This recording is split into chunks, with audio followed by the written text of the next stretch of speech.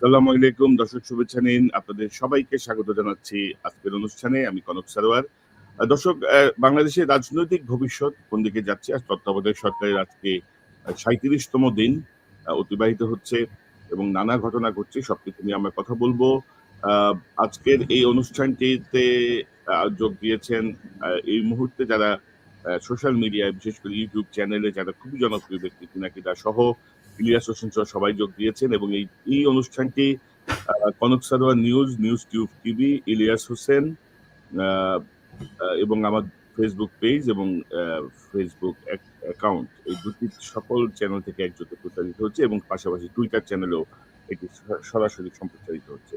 তো আজকে বাংলাদেশের রাজনৈতিক ভবিষ্যৎ নিয়ে কথা বলতে আমার সঙ্গে যোগ দিচ্ছেন। প্রথমে আপনার সঙ্গে পরিচয় করিয়ে দিই, যদিও পরিচয়ের কিছু নেই।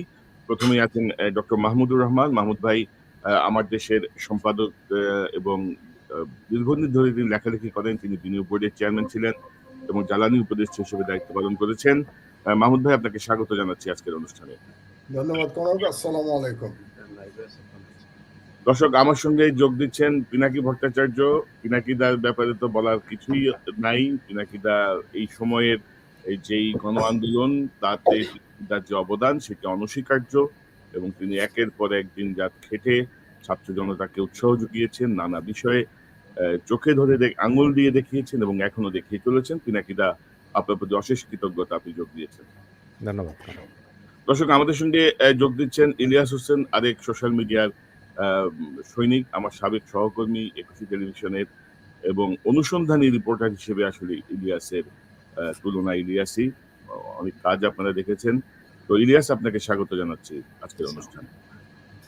এবং দর্শক, আমার সঙ্গে যোগ দিচ্ছেন আপনাদের অত্যন্ত জনপ্রিয় রাজনৈতিক বিশ্লেষক, ইঞ্জিনিয়ার, কলামিস্ট যারা বিনার রশিদ। বিনার ভাই, আপনাকে স্বাগত জানাচ্ছি আজকের অনুষ্ঠানে। আসসালামু আলাইকুম।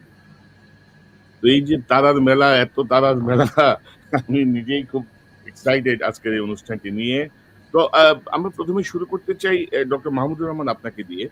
যে আমি যেটি বলছিলাম যে অন্তর্বর্তীকালীন সরকারের ৩৭ দিন পার হলো, এখনো আমরা দেখছি তারা একটা ডিসি নিয়োগ করতে পারছে না। ৬৪ জেলায় ডিসি নিয়োগ নিয়েই তারা হিমশিম খাচ্ছে। তারপরে গোপালগঞ্জে বিএনপি মার খেয়েছে, বিএনপির এক নেতাকে মেরে ফেলেছে আওয়ামী লীগের লোকজন। তো চারিদিকে যে অবস্থা, সব মিলিয়ে বাংলাদেশের রাজনৈতিক ভবিষ্যৎ কি? শেখ হাসিনা বলছে চট করে দেশে ঢুকে যাবে, ভারতের সীমান্তের নাকি কাছাকাছি বসে আছে। তো আমাদের সরকারের অবস্থা কি, কিভাবে যাচ্ছে, কি মনে করছেন আপনার বিশ্লেষণ থেকে? আমি একটু অন্যভাবে শুরু করি আমার আলোচনা আজকে। বর্তমান সরকারটাকে আমি ব্যক্তিগতভাবে বিপ্লবী সরকার বলতে পছন্দ করি, কিন্তু তারা নিজেদেরকে অন্তর্বর্তীকালীন সরকার বলে। তো এই সরকারটা আসলে কাদের দ্বারা গঠিত? আমরা যদি মিডিয়ার নিউজ পড়ি, আর কি মিডিয়ার সংবাদ টংবাদ পড়ি, তাহলে দেখবো যে এই সরকার বিশিষ্ট জনদের দ্বারা গঠিত। এটা আমার বিশেষণ না, কিন্তু এই যে কদিন আগে একটা কমিশন হলো, যে কমিশনের উপরে পিনাকি দুদিন আগে অনুষ্ঠান করেছে তার চ্যানেলে। তো এই যে ৬ জন কমিশনে যারা প্রধান নিযুক্তি পেলেন, প্রত্যেকটা মেইন স্ট্রিম মিডিয়াতে লেখা হয়েছে ৬ বিশিষ্ট ব্যক্তি কমিশনের প্রধান নিযুক্ত হয়েছে। তো বাংলাদেশে বিশিষ্ট কারা? বিশিষ্ট সংজ্ঞাটা কি বাংলাদেশে? অন্তত আমার এই অভিজ্ঞতায় আমি যেটা দেখেছি, দীর্ঘ অভিজ্ঞতায়, যে বাংলাদেশে বিশিষ্ট হতে হলে ভারতপন্থী হতে হবে, ১। ২ নম্বর হলো তাকে ইসলাম বিদ্বেষী হতে হবে, ২ নম্বর ক্রাইটেরিয়া। আর ৩ নম্বর, তাকে প্রথম আলো ডেইলি স্টার ক্যাম্পের হতে হবে। তাহলে আমরা যদি এটাকে বিশিষ্ট জনদের সরকার বলি, তাহলে এবং এই সংজ্ঞাটা যদি মাথায় রাখি, তাহলে আমরা বুঝতে পারবো যে সরকারটা কাদের দ্বারা গঠিত। এই যে বিপ্লবটা হয়ে গেল, এই বিপ্লব ছাত্র জনতা করেছে, তাই না? পিনাকি তার একটা অনুষ্ঠানে খুব পরিষ্কার ভাবে এগুলো নিয়ে কথা বলেছে, ছাত্র এবং জনতা, এবং জনতা সরে গেলে কি অবস্থা হবে সেটাও পিনাকি বলেছে। তো এই সরকারের ছাত্রদের ৩ জন প্রতিনিধি আছে, আমরা জানি। একজন ডক্টর ইউনূসের উপদেষ্টা, রাজনৈতিক উপদেষ্টা, আর বাকি ২ জন মন্ত্রী। কিন্তু আমাকে বলুন তো আপনারা, এই সরকারের জনতার প্রতিনিধিকে আমি খুঁজে পাই না। আজকে আপনাদের কাছ থেকে আমি জনতার প্রতিনিধি যদি আমাকে ধরিয়ে দিতে পারেন, তাহলে আমি খুব আনন্দিত হব। বাংলাদেশের সমস্যাটা কি জানেন? জনগণের একটা সমস্যা আছে বাংলাদেশের। বাংলাদেশের জনগণ খুব ব্যক্তি পূজায় আসক্ত। এই ব্যক্তি পূজার সমস্যাটা ভারতেও আছে, পাকিস্তানেও আছে। ভারতে ইন্দিরা গান্ধীর সময় ব্যক্তি পূজাটা খুব বেশি হয়েছিল, আর বর্তমান যে মোদী সরকার, মোদীর সময় এটা তো সকল সীমা অতিক্রম করে গেছে। মানে হাসিনা একদিকে ব্যক্তি পূজা, আর একদিকে ছিল মোদী, এবং এতটাই ব্যক্তি পূজা যে মোদী নিজেকে ঈশ্বরের অবতার দাবি করে পাবলিকলি, ইন্টারভিউতে। ভাবা যায় না, বলে যে আমি বায়োলজিক্যাল না, আমি ঈশ্বরের অবতার, ঈশ্বর আমাকে বিশেষ উদ্দেশ্যে পাঠিয়েছেন। তো ভারতের ব্যক্তি পূজার যে ধরনটা, বাংলাদেশে কেন যেন জনগণের মধ্যে ব্যক্তি পূজার ব্যাপারটা চলে এসছে। যেমন ধরেন, আমি কমেন্ট পড়ি আপনাদের সবারই, পিনাকির কমেন্ট পড়ি, ইলিয়াসের কমেন্ট পড়ি, আপনারটা পড়ি। এখানে অনেকে বলে দেখি যে আমরা ইউনূস সাহেবকে 10 বছর দেখতে চাই ক্ষমতায়। তো প্রথম কথা হলো, ইউনূস সাহেবের বয়স 84 বছর। 10 বছর আল্লাহ ওনার হায়াত রেখেছে কিনা আল্লাহই ভালো জানেন। যদি হায়াত রেখেও থাকে, আপনি 37 দিন দেখে ইউনূসের সরকার 10 বছর কেন চাচ্ছেন? ওই সেই ব্যক্তি পূজা। এটার পিছনে কোনো রেশনাল আপনি খুঁজে পাবেন না 10 বছর চাওয়ার। তাহলে কি আপনারা গণতন্ত্র চান না?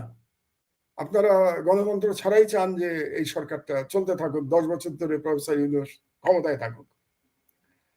মুশকিল হচ্ছে যে এগুলো বলতে গেলে জনগণ খুব বিরক্ত হয়। অনেকেই হয়তো আমাকে খুব তিক্ত কমেন্ট আজকে করবে, কিন্তু বয়স হয়ে গেছে, এখন আর ওই জনপ্রিয় হওয়ার বাসনা আর নাই, বয়সও পার হয়ে গেছে জনপ্রিয় হওয়ার। সুতরাং তিক্ত কথা বলতে হবে আমাদেরকে। তো আমি ব্যক্তিগতভাবে ব্যক্তি পূজার ঘোরতর বিরোধী। সেটা যেই হোক না কেন, সেটা শেখ মুজিব হোক, সেটা ইউনূস হোক, সেটা জিয়াউর রহমান হোক, আমি ব্যক্তি পূজার বিরোধী। হ্যাঁ, আমি তাদের কোনো ব্যাপারে সেটা ভিন্ন বিষয়। অনেকেই অনেকের বিভিন্ন কারণে শ্রদ্ধা করতেই পারেন, কিন্তু শ্রদ্ধা আর পূজা ব্যাপারটা একরকম না। তো লোকে যদি আজকে অসন্তুষ্ট হয় আমার বক্তব্যে, তো আমি নাচার, কারণ আমি বাংলাদেশে একটা গণতান্ত্রিক রাষ্ট্র হিসেবে বাংলাদেশকে দেখতে চাই, এবং সেই লক্ষ্যেই কিন্তু 18 বছর ধরে আমার লড়াই আমি অব্যাহত রেখেছি। আপনারা এটা জানেন, হয়তো আজকাল ইয়াং জেনারেশন জানে না, কিন্তু এখানে যে 5 জন আমরা বসে আছি, বাকি 4 জন আপনারা জানেন। তো কাজেই গণতন্ত্র যদি ফিরে পেতে চাই আমরা, তাহলে জনগণকে আমি বলতে চাচ্ছি যে আপনারা এই ব্যক্তি পূজার বদভ্যাস থেকে মুক্তি নিয়ে নেন, না হলে বিপদ আছে। দুটো এক্সাম্পল আমি দিচ্ছি, খুব ক্ষুদ্র, আমি খুব সংক্ষেপে শেষ করব, অন্যদেরটা শুনবো আমি আজকে। সেটা হলো যে ইজিপ্টের কথা মনে আছে আপনাদের, আরব বসন্ত তিউনিসিয়ায় শুরু হয়েছিল। আরব বসন্ত কিন্তু ইজিপ্টে শুরু হয় নাই, তিউনিসিয়ায় শুরু হয়েছিল। কবে? 2011 সালে জানুয়ারি মাসে। 28 দিনের বিপ্লব ছিল এটা, এবং 28 দিনের বিপ্লবে 26 বছরের এক নায়ক বেন আলী পালিয়ে গেছিল। সেই তিউনিসিয়া এখন কিন্তু আবার একনায়কতন্ত্রে চলে গেছে। তিউনিসিয়ার এখনকার যে প্রেসিডেন্ট, তার নাম কায়েস সাইদ। কায়েস সাইদ কিন্তু নির্বাচিত হয়েছিলেন, তিনি ইলেকশনে জিতেছেন। ইউনূস সাহেব তো কোনো নির্বাচনের মাধ্যমে আসেন নাই, কায়েস সাইদ নির্বাচনের মাধ্যমে এসেছিলেন। এসে তিনি সকল গণতন্ত্র বিসর্জন দিয়েছেন, অনেকটা শেখ হাসিনার কায়দা। 2009-এর পরে যেভাবে শেখ হাসিনা গণতন্ত্র বিসর্জন দিয়েছিল। কাজেই আমরা যদি এখনই এই ব্যক্তি পূজার বদভ্যাস থেকে মুক্ত হতে না পারি, আর বলতে থাকি যে অনির্বাচিত একটা সরকার 10 বছর ক্ষমতায় থাকবে, এই ধরনের কথা যদি আমরা বলতে থাকি, তাহলে আমরা দেশের ক্ষতি করছি, এবং আমরা ডক্টর ইউনূসের ক্ষতি করছি। কারণ এই চাটুকারিতা কিন্তু ক্ষতি করে, এবং শেখ হাসিনা এখন হয়তো বুঝতে পারছে যে চাটুকারিতা তার কি পরিমাণ ক্ষতি করেছে। তো ডক্টর ইউনূস সাহেবেরও এই চাটুকারিতা থেকে মুক্ত থাকা উচিত। মাহমুদ ভাই, এই 37 দিনের সরকারকে আপনি মানে না, আমি ওই প্রসঙ্গে আমি অন্যদের কাছ থেকে শুনি। আমি আজকে একটু অন্য লাইনে আলোচনাটা করতে চাই, কারণ সরকারের ভালো মন্দ নিয়ে অনেক রকম আলোচনা আছে, ওই চর্বিতে চর্বণ বলে লাভ নাই। আমি একটু অন্য লাইনে আজকে আলোচনা করতে চাই, কারণ আপনার টাইটেলটা আজকে কি? আপনার টাইটেল হচ্ছে বাংলাদেশের রাজনীতির ভবিষ্যৎ। টাইটেল তো এই সরকারের 37 দিনের কর্মকাণ্ড না। মানে ওদের সাথে আমি বলি, যদি কর্মকাণ্ড থাকতো তাহলে আমি ওটা নিয়ে কথা বলতাম, কিন্তু আমি রাজনৈতিক ভবিষ্যতের দিকে তাকাতে চাচ্ছি। তো রাজনৈতিক ভবিষ্যতের দিকে তাকাতে গেলে আমি যদি গণতন্ত্রই চাই, তাহলে আমি মোদ্দা কথা যেটা বললাম, আমাদের ব্যক্তি পূজার থেকে বেরিয়ে আসতে হবে, এবং গণতান্ত্রিক রাষ্ট্র কাঠামোতে আমাদের প্রত্যাবর্তন করতে হবে, এবং সেটাই প্রত্যাশা। ছাত্র জনতার বিপ্লবের প্রত্যাশা সেটাই ছিল। যেমন ধরেন, আজকেই তো দেখলাম বিএনপির মহাসচিব একটা সংবাদ সম্মেলন করেছেন, সেখানে তিনি একটা হিসেব দিয়েছেন জি। যে বিএনপির নাকি 429 জন মারা গেছে, বিএনপির বিভিন্ন অঙ্গ সংগঠন মিলে, এবং তার মধ্যে ছাত্র জনতা আছে। তো তো তাহলে একটা রাজনৈতিক দলেরই যদি 419 জন শহীদ হয়ে থাকে বিপ্লবে, তাহলে এই বিপ্লব কারো একার অবদান তো না। আর যে বিশিষ্ট জনেরা সরকারে বসে আছেন, তাদের মধ্যে কয়জন বিপ্লবী ছিলেন? কারা বিপ্লবী ছিলেন তাদের মধ্যে? কি বিপ্লব করেছেন তারা গত 16 বছরে? সেই বিপ্লবে তাদের অবদান কার কতটা, এটা আপনারা সবাই ভালো জানেন। এটা নিয়ে পিনাকি, ইলিয়াস সবাই বোধহয় তাদের অনুষ্ঠানে বিশদ আলোচনা করেছে। তো আমি আর একটা কথা আপনাদেরকে বলতে চাচ্ছি, যদি সত্যি গণতান্ত্রিক রাষ্ট্র বিনির্মাণ আমরা করতে চাই, গণতন্ত্রে ফেরত যেতে চাই, আমি আমার সরকার নির্বাচন করতে চাই, তাহলে আর একটা বিষয় আমাদের আলোচনা করতে হবে, সেটা হলো ভূ রাজনীতি। জিওপলিটিক্যাল ইস্যু বাদ দিয়ে আপনি বাংলাদেশের রাজনৈতিক ভবিষ্যৎ নিয়ে কোনো সঠিক সিদ্ধান্তে আসতে পারবেন না, কোনো পরামর্শও দিতে পারবেন না। কাজেই আপনাকে ভূ রাজনীতি নিয়ে আলোচনা করতে হবে। কিন্তু সেই আলোচনা আমি করতে চাই সুযোগ পেলে আপনার আজকের এই অনুষ্ঠানের দ্বিতীয় পর্বে, যাতে জনগণ কনফিউজ না হয়ে যায়, আমরা আলাদা করে করি। কাজে এখন আমি মোটামুটি সরকারের একটা চরিত্র আমি তুলে ধরার চেষ্টা করলাম জনগণের কাছে। আর সর্বশেষ যে কথাটি আমি বলতে চাই এই সরকার সম্পর্কে, আমি এর আগেও আমি বলেছিলাম এই সরকার সম্পর্কে যে তাদের ডাইনামিজমের একটা অভাব আছে। আপনার অনুষ্ঠানে আমি গতদিন বলেছি, পিনাকি ছিল না, ইলিয়াস ছিল ওই দিন, মিনারও ছিল, যে ডাইনামিজমের অভাব আছে, অভিজ্ঞতার অভাব আছে। কাজে সেই অভাবটা, আপনি যে প্রশ্নগুলো করলেন না, যে গোপালগঞ্জে বিএনপির লোক মেরে ফেলছে, এর আগে আর্মির উপরে আক্রমণ করলো, অ্যাকশন কোথায়? সরকারের সেই শক্ত মেরুদণ্ড কোথায়? সেটা তো আমরা দেখতে পাচ্ছি না এখনো। তারপরে বিভিন্ন জায়গায় আমরা যেভাবে মানে ফ্যাসিবাদের প্রেতাত্মারা যেভাবে আবার সমস্যা তৈরি করছে, সেটার মোকাবেলা করবার জন্য যে ইউনিটি এবং যে সাহস এবং যে কি বলবো তড়িৎ সিদ্ধান্ত দরকার, সেটার অভাব আমরা দেখতে পাচ্ছি। তো আমি এখানেই শেষ করি।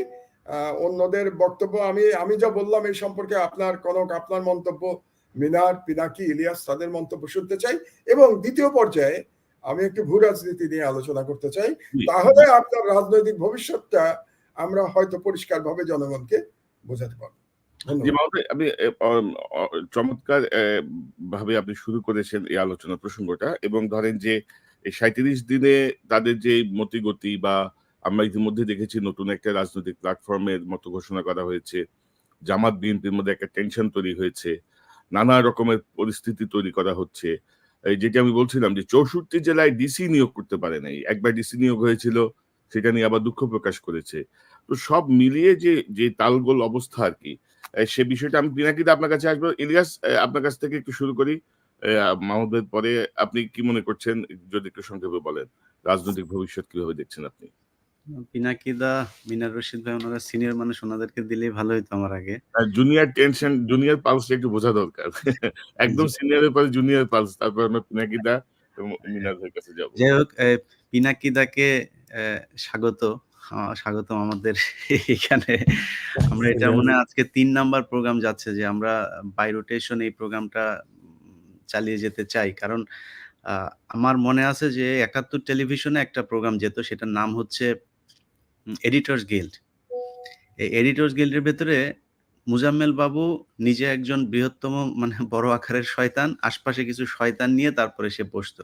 এর মধ্যে মাঝে মধ্যে একটা ভালো লোককে নিয়ে আসতো, সেটা হচ্ছে এই এখনকার যিনি অর্থ উপদেষ্টা আছেন মনসুর আহমেদ, এই অর্থনীতির খবরটা নিত, কিন্তু ওনাকে নিয়ে খুব অপমানজনক কথাবার্তা বলতো। সবার শেষে ওনাকে অল্প একটু সময় দিত, এবং এর আগেও যখন মনসুর আহমেদকে করতো, আপনার ইন্ট্রোডিউস করতো মুজাম্মেল বাবু, খুব মানে খুব বাজেভাবে তাকে করতো, মানে খুব ছোট করে কথা বলতো। তো যাই হোক, উনি যে আজকে আবার অর্থ উপদেষ্টা হবে এটা জানলে হয়তো মুজাম্মেল বাবু এটা করতো না। তো আমরাও চাচ্ছিলাম যে এরকম একটা করতে, যেটা কিনা বাংলাদেশ থেকেই হয়তো বা টেলিভিশন চ্যানেলগুলো করবে। কিন্তু দুঃখের বিষয় হচ্ছে বাংলাদেশের টিভি চ্যানেলগুলো এখনো পর্যন্ত, তারা পিনাকিদার গত ২ দিন আগের একটা ফেসবুক পোস্টও যদি আপনারা দেখেন, যারা আমাদেরকে নিয়ে এতদিন বিষোদ্গার করেছিল, তাদের মানে এটা শর্ত দিতে লাগবে কেন? তাদের নিজে থেকে এগুলো সংশোধন করা উচিত, এবং সেই বিষয়গুলো নিয়ে দুঃখ প্রকাশ করা উচিত যে আমরা এই মানুষগুলোকে এইভাবে অপমান করেছি। আমরা তো মানে পাকিস্তান থেকে বাংলাদেশে যাইনি। আমরা বাংলাদেশে জন্ম নিয়েছি। আমাদেরকে বলা হয়েছে আমরা বিদেশি টাকায় অর্থায়নে এই সেই তারপরে ইউটিউবার থেকে শুরু করে পলাতক নানান ধরনের দুর্বৃত্ত বলা হয়েছে। পিনাকিদাকেও দুর্বৃত্ত বলা হয়েছে। তো এগুলো তো নিজে থেকেই করা দরকার। এখন সেগুলো করতে হলে কি করতে হবে? যেই টেলিভিশন পত্রিকাগুলো এগুলো করেছে সেইখানে তো সেই লোকগুলোকে যেতে হবে। সেই লোকগুলো তো যায় নাই। সমস্যা হচ্ছে ওইখানে এখনো পর্যন্ত ওই আগে যারা ছিল তারাই বসে আছে। শুধু টেলিভিশন চ্যানেলে যারা বিএনপি নামধারী কিছু লোকজন গিয়েছে, গিয়ে তারপরে সেটা দখল করেছে। নিজের একটা সুন্দর চেয়ার নিয়েছে। সেই চেয়ারে বসে সে মাসে, মাসে ২ লাখ ৩ লাখ বেতন পাবে। এইটুকুই তার জন্য যথেষ্ট। যেই রাজনীতির ভবিষ্যতের কথা বলছেন, সেই ভবিষ্যৎ ঠিক করার জন্য যে একটা গণমাধ্যমের যে ভূমিকা সঠিকভাবে করা দরকার এবং সেটার জন্য যেই সিদ্ধান্ত পরিকল্পনা নেয়া দরকার, সেই পরিকল্পনা নেয়ার মতো মানুষগুলো ওই জায়গাতে নাই। ধরেন গতকালকে পরশুদিন গোপালগঞ্জে যেই ঘটনা ঘটেছে, বাংলাদেশে বিএনপি গত ১৫ বছরে বিএনপির অনেক সমালোচনা থাকতে পারে, অনেক কিছু থাকতে পারে। কিন্তু এখনো পর্যন্ত বিএনপির লোকগুলো আওয়ামী লীগের বিরুদ্ধে আছে। জাতীয় পার্টির মতো এরকম মানে চতুর্থ জেন্ডারের মতো আচরণ করে নাই। সো বিএনপির এদের অনেক জীবন দিয়েছে, অনেক রক্ত দিয়েছে। এখনো তারা জীবন দিবে? গোপালগঞ্জের ঘটনা নিয়ে আসলে কি হয়েছে? এখন পর্যন্ত কি সেইভাবে বলার মতো ধরপাকড় বা গণমাধ্যমে আপনি কোনো নিউজ দেখছেন? কোথাও না। এটা নিয়ে তেমন কোনো আলোচনাই নেই। অথচ এই ঘটনাটা যদি আজকে এই সরকার পতনের আগে জামায়াত এরকম কোনো কিছু করতো, আওয়ামী লীগের একজনকে মারতো, আপনি দেখতেন বাংলাদেশের প্রতিটা টেলিভিশন পত্রিকা তাদের Facebook, YouTube সব জায়গায় গরম করে ফেলতো। সেটা কিন্তু হচ্ছে না।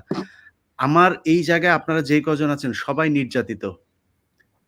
মিনার রশিদ ভাই, পিনাকিদা, মাহমুদুর রহমান ভাই আপনাদের কথা তো বাদই আপনার নিজের বোনকে পর্যন্ত আপনার কারণে মানে আটক করা হয়েছে। এই দেশের কোথায় ছিল এই সুশীলরা? কেউ বাংলাদেশে বসে একজন আজকে যারা সুশীল নামধারী যে সুশীলরা আজকে পরিচয় দিচ্ছে তারা সুশীল। একজন বলেছিল যে কনক সারোয়ারের কারণে কেন তার বোনকে করতে হবে? আমার পরিবারের যাদেরকে নিয়ে একবার এই থানায়, একবার ওই জেলায়, ওই জেলার পুলিশ সুপার কল করছে, ডিজিএফআই ডাকাচ্ছে, এসবি ডাকাচ্ছে। কখনো গিয়ে বলেছে যে একজনের কারণে আরেকজনের পরিবারকে এভাবে হেনস্থা করা যাবে না? আমার নিজের নামে কোনো সম্পত্তি নেই। আমার বাবার সম্পত্তি, আমার বাবা বাড়ি করে দিয়ে গিয়েছে। সেই বাড়ি গিয়ে দখল করতে গিয়েছে। তো এই সুশীলরা তো কথা বলে নাই। এখন এই যে শেখ হাসিনার যে ফোন রেকর্ড বের হয়েছে না? এই ফোন রেকর্ড হয়তো ফানি লাগতে পারে। হয়তো সেটা সম্ভবও না। কিন্তু আমি জানি না যে বাংলাদেশের অভ্যন্তরীণ কোনো কারণে আওয়ামী লীগ ক্ষমতায় নাই কিনা। এটা আমার কাছে একদমই সন্দেহজনক। আমার মনে হয় এটা কোনো একটা আধ্যাত্মিক জায়গা থেকে বা বিদেশি কোনো একটা শক্তির কারণে শেখ হাসিনা ক্ষমতায় বসতে পারছে না। বাংলাদেশের এমন কোনো একটা জায়গা নাই যেই জায়গায় আপনি গিয়ে দেখবেন যে এই অফিস বা এই সেকশনটা যেখানে কিনা আওয়ামী লীগের আধিপত্য এখনো বিন্দুমাত্র কমেছে। সব জায়গায় তাদের লোকজন। কিন্তু তাদের আওয়াজ কমেছে। তারা যেই কাজগুলো করত সেই কাজগুলো করতে পারছে না। যদি সুযোগ আসে তারা ঠিক আগের পরিচয়ে ফিরে যাবে। তো আমি আমার আলোচনা আপনি এই রাজনৈতিক ভবিষ্যৎটা কি দেখেন? মানে কোন দিকে যাচ্ছে বাংলাদেশ? যদি এরকম চলতে থাকে, এটা যদি এরকম চলতে থাকে, হ্যাঁ, আমরা বিজয় এনেছি। ধরেন পিনাকিদা একজন হিন্দু মানুষ। পিনাকিদার মানে যে চিন্তা ভাবনা, ওনাকে নিয়ে আমাকে অনেকেই কোয়েশ্চেন করে যে, "ভাই" আমি ওপেনলি বলছি যে, "ভাই, উনি তো আসলে হিন্দু মানুষ, উনি কি রয়াল লোকজন কিনা এই সেই।" আমি বলছি, "দেখেন ভাই, উনি রয়াল লোক কিনা এটা আপনার জানার দরকার নাই। উনি যে কাজগুলো করছে এই কাজগুলো করাবে না।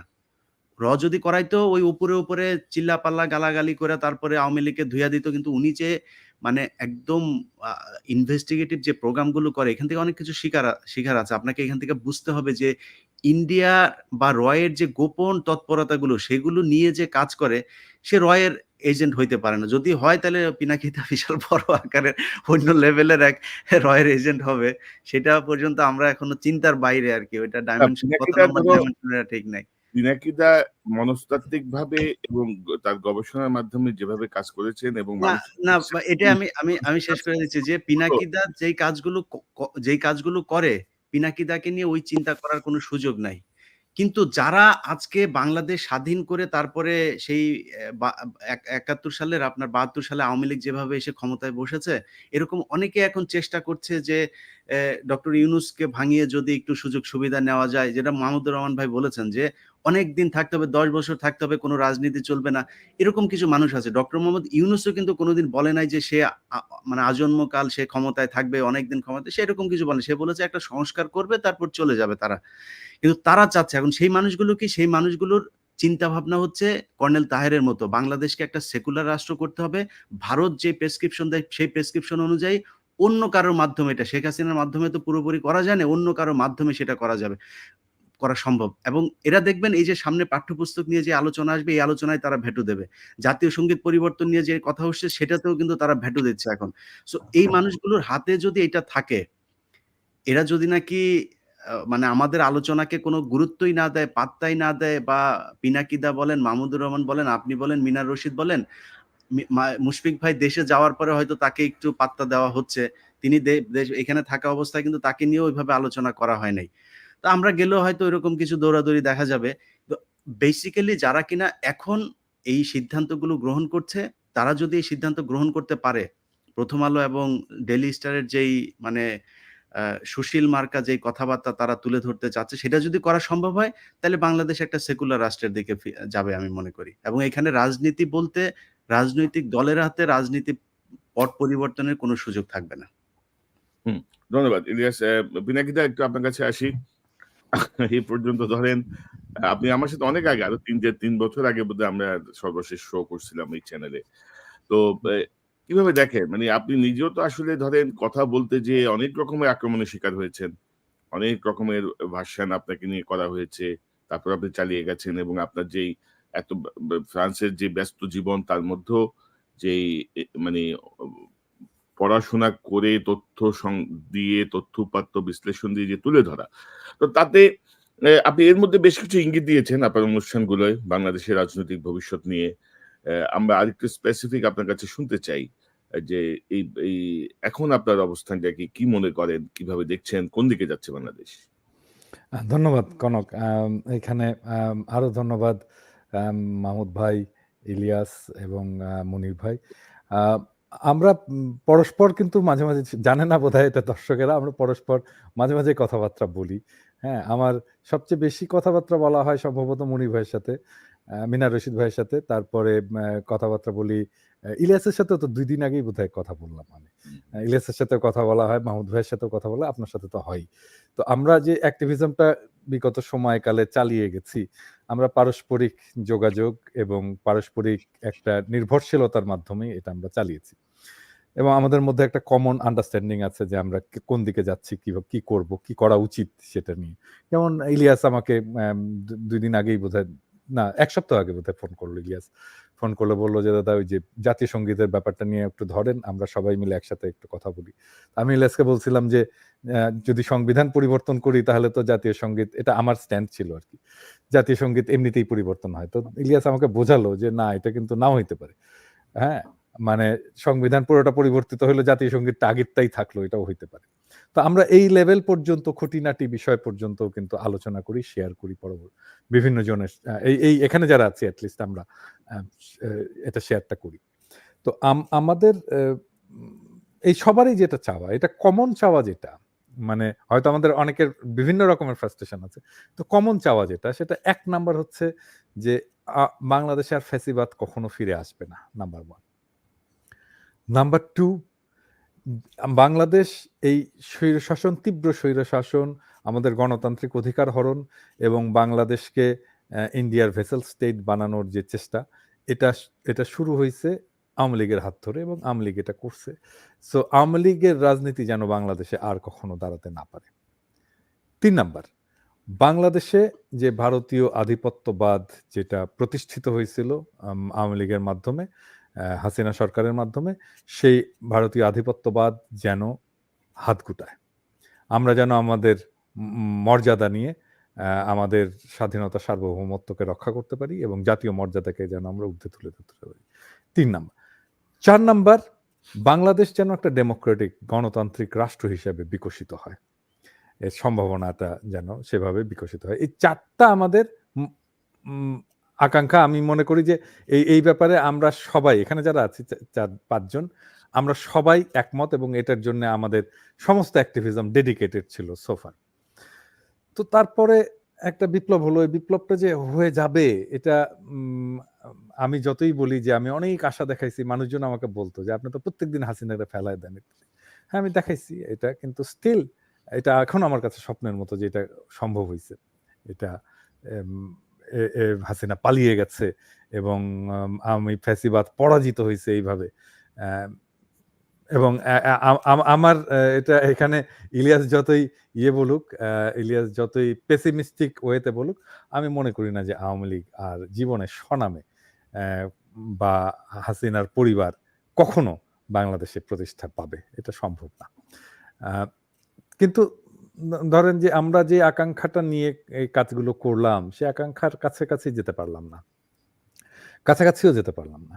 মানে আমরা বলি এক কথা, হয় আর এক কথা। আমরা বলি বিপ্লব, সরকার বিপ্লবী হলো না। মাহমুদ ভাই যেটা বললেন যে আমি এটা খুব সহজ ইয়েতে বলছিলাম যে বিপ্লব যদি ব্যর্থ হতো তাহলে কার কার কল্লা যেত এই সরকার? কয়েকজনের যেত, ছাত্র নেতাদের যেত অবশ্যই, আসিফ নজরুলের যেত কারণ উনি মাঠে নামছিলেন, শুভ্র ভাই আর প্রফেসর ইউনূসকে জেলে পাঠানো হতো। এই কয়েকজন, 5 জন ছাড়া, 6 জন ছাড়া এই সরকারের আর কারো কিচ্ছু হতো না, যেমন ছিল তেমনই থাকতো। এখনো বাংলাদেশে ভালো করে টকশো করতেন, এটা করতেন, সেটা করতেন, যাতায়াত করতেন, কোনো সমস্যা হতো না, দেশ ছাড়তে হতো না, কিচ্ছু হতো না।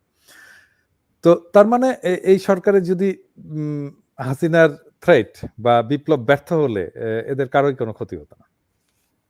তো সেই জন্য আমি মনে করি যে যারা বিপ্লব ব্যর্থ হলে যাদের কোনো ক্ষতি হতো না, তাদের কি আদৌ এই সরকারে একটা পজিশন নেওয়াটা নৈতিকভাবে সঠিক হয়েছে? উনি যে আসলেন, সরকারে আসলেন, বসলেন, তাহলে এই যে এত রক্তপাত, এত কান্না, এত অশ্রু, এইটার প্রতি কি উনি জাস্টিস করতে পারবেন যারা আছেন?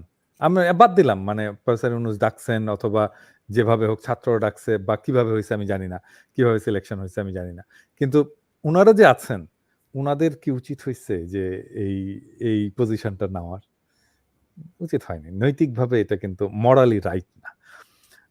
আবার আরেকটা জিনিস দেখেন, মানে আমি শুধু মরালি রাইটের কথাই বলতে চাই না, আমি আরেকটা জিনিস দেখেন যে কোনো ইনস্টিটিউটের একটা শক্তি থাকে। মানে ধরেন কনক সারার চ্যানেলের একটা শক্তি আছে, ইলিয়াসের চ্যানেলের একটা শক্তি আছে, এটা একটা ইনস্টিটিউট হিসেবে দাঁড়ায় গেছে, তাই না? এত সাবস্ক্রাইবার, ইভেন আমার চ্যানেলেরও একটা শক্তি আছে, যে কোনো ইনস্টিটিউটের একটা শক্তি আছে। হ্যাঁ, আমি এটা চ্যানেল দিয়েই বোঝাই।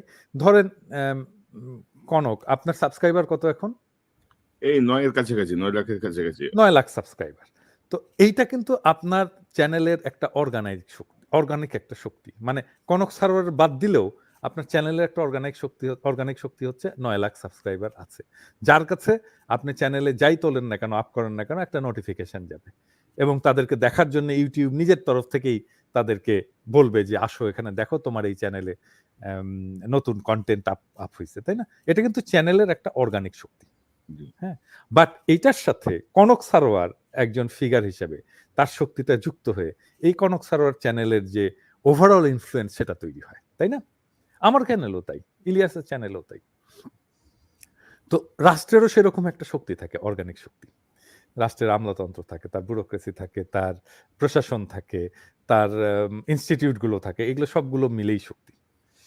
এটার পাশাপাশি যখন রাষ্ট্রের শাসক বা রাষ্ট্রের নেতার শক্তিটা যুক্ত হয়, তখন তার ওভারঅল ইনফ্লুয়েন্সটা তৈরি হয়। এখন ধরেন আমি যদি বলি, আমি কারো নাম ধরে বলতে চাই না, ধরেন আমি বললাম যে পররাষ্ট্র উপদেষ্টা। হ্যাঁ, পররাষ্ট্র উপদেষ্টা পলিটিক্যালি কত ইম্পর্টেন্ট, কতখানি ইম্পর্টেন্ট? 0, 0। মানে পলিটিক্যালি উনার ইনফ্লুয়েন্স কি? মানে উনি যদি পররাষ্ট্র উপদেষ্টা না হতেন, উনি যদি রাস্তায় দাঁড়াইতেন, ওনার কাছে এসে কয়জন কথা বলতো, কারা যেত? হ্যাঁ, বা উনি যদি ডাকতেন যে আসেন আমরা আজকে রাজপথে নামবো, আমরা আজকে এইটার ব্যাপারে আমি প্রতিবাদ করব, এই যে ইন্ডিয়া ছেড়ে দিয়েছে, মানে উনি উপদেষ্টা না কিন্তু উনি একজন পার্সন, ইন্ডিয়া ছেড়ে দিয়েছে আজকে, আসেন আমরা আজকে প্রতিবাদ করব, বন্যা হয়েছে প্রতিবাদ করবো, উনি উপদেষ্টা না, কয়জন লোক আসতো ওনার ডাকে? তো এটাই তো ওনার পলিটিক্যাল ইনফ্লুয়েন্স। তাহলে ওনার পলিটিক্যাল ইনফ্লুয়েন্স কি? শূন্য। তাহলে একটা বিপ্লবী সরকারে যদি এইরকম লোক থাকে, তাহলে এইটা রাষ্ট্রের যে ইনস্টিটিউশনাল, যে স্ট্রাকচারাল, যে ক্ষমতা, পাওয়ার, সেটার বাইরে যেতে পারে না, সেটাকে ছাপিয়ে যেতে পারে না।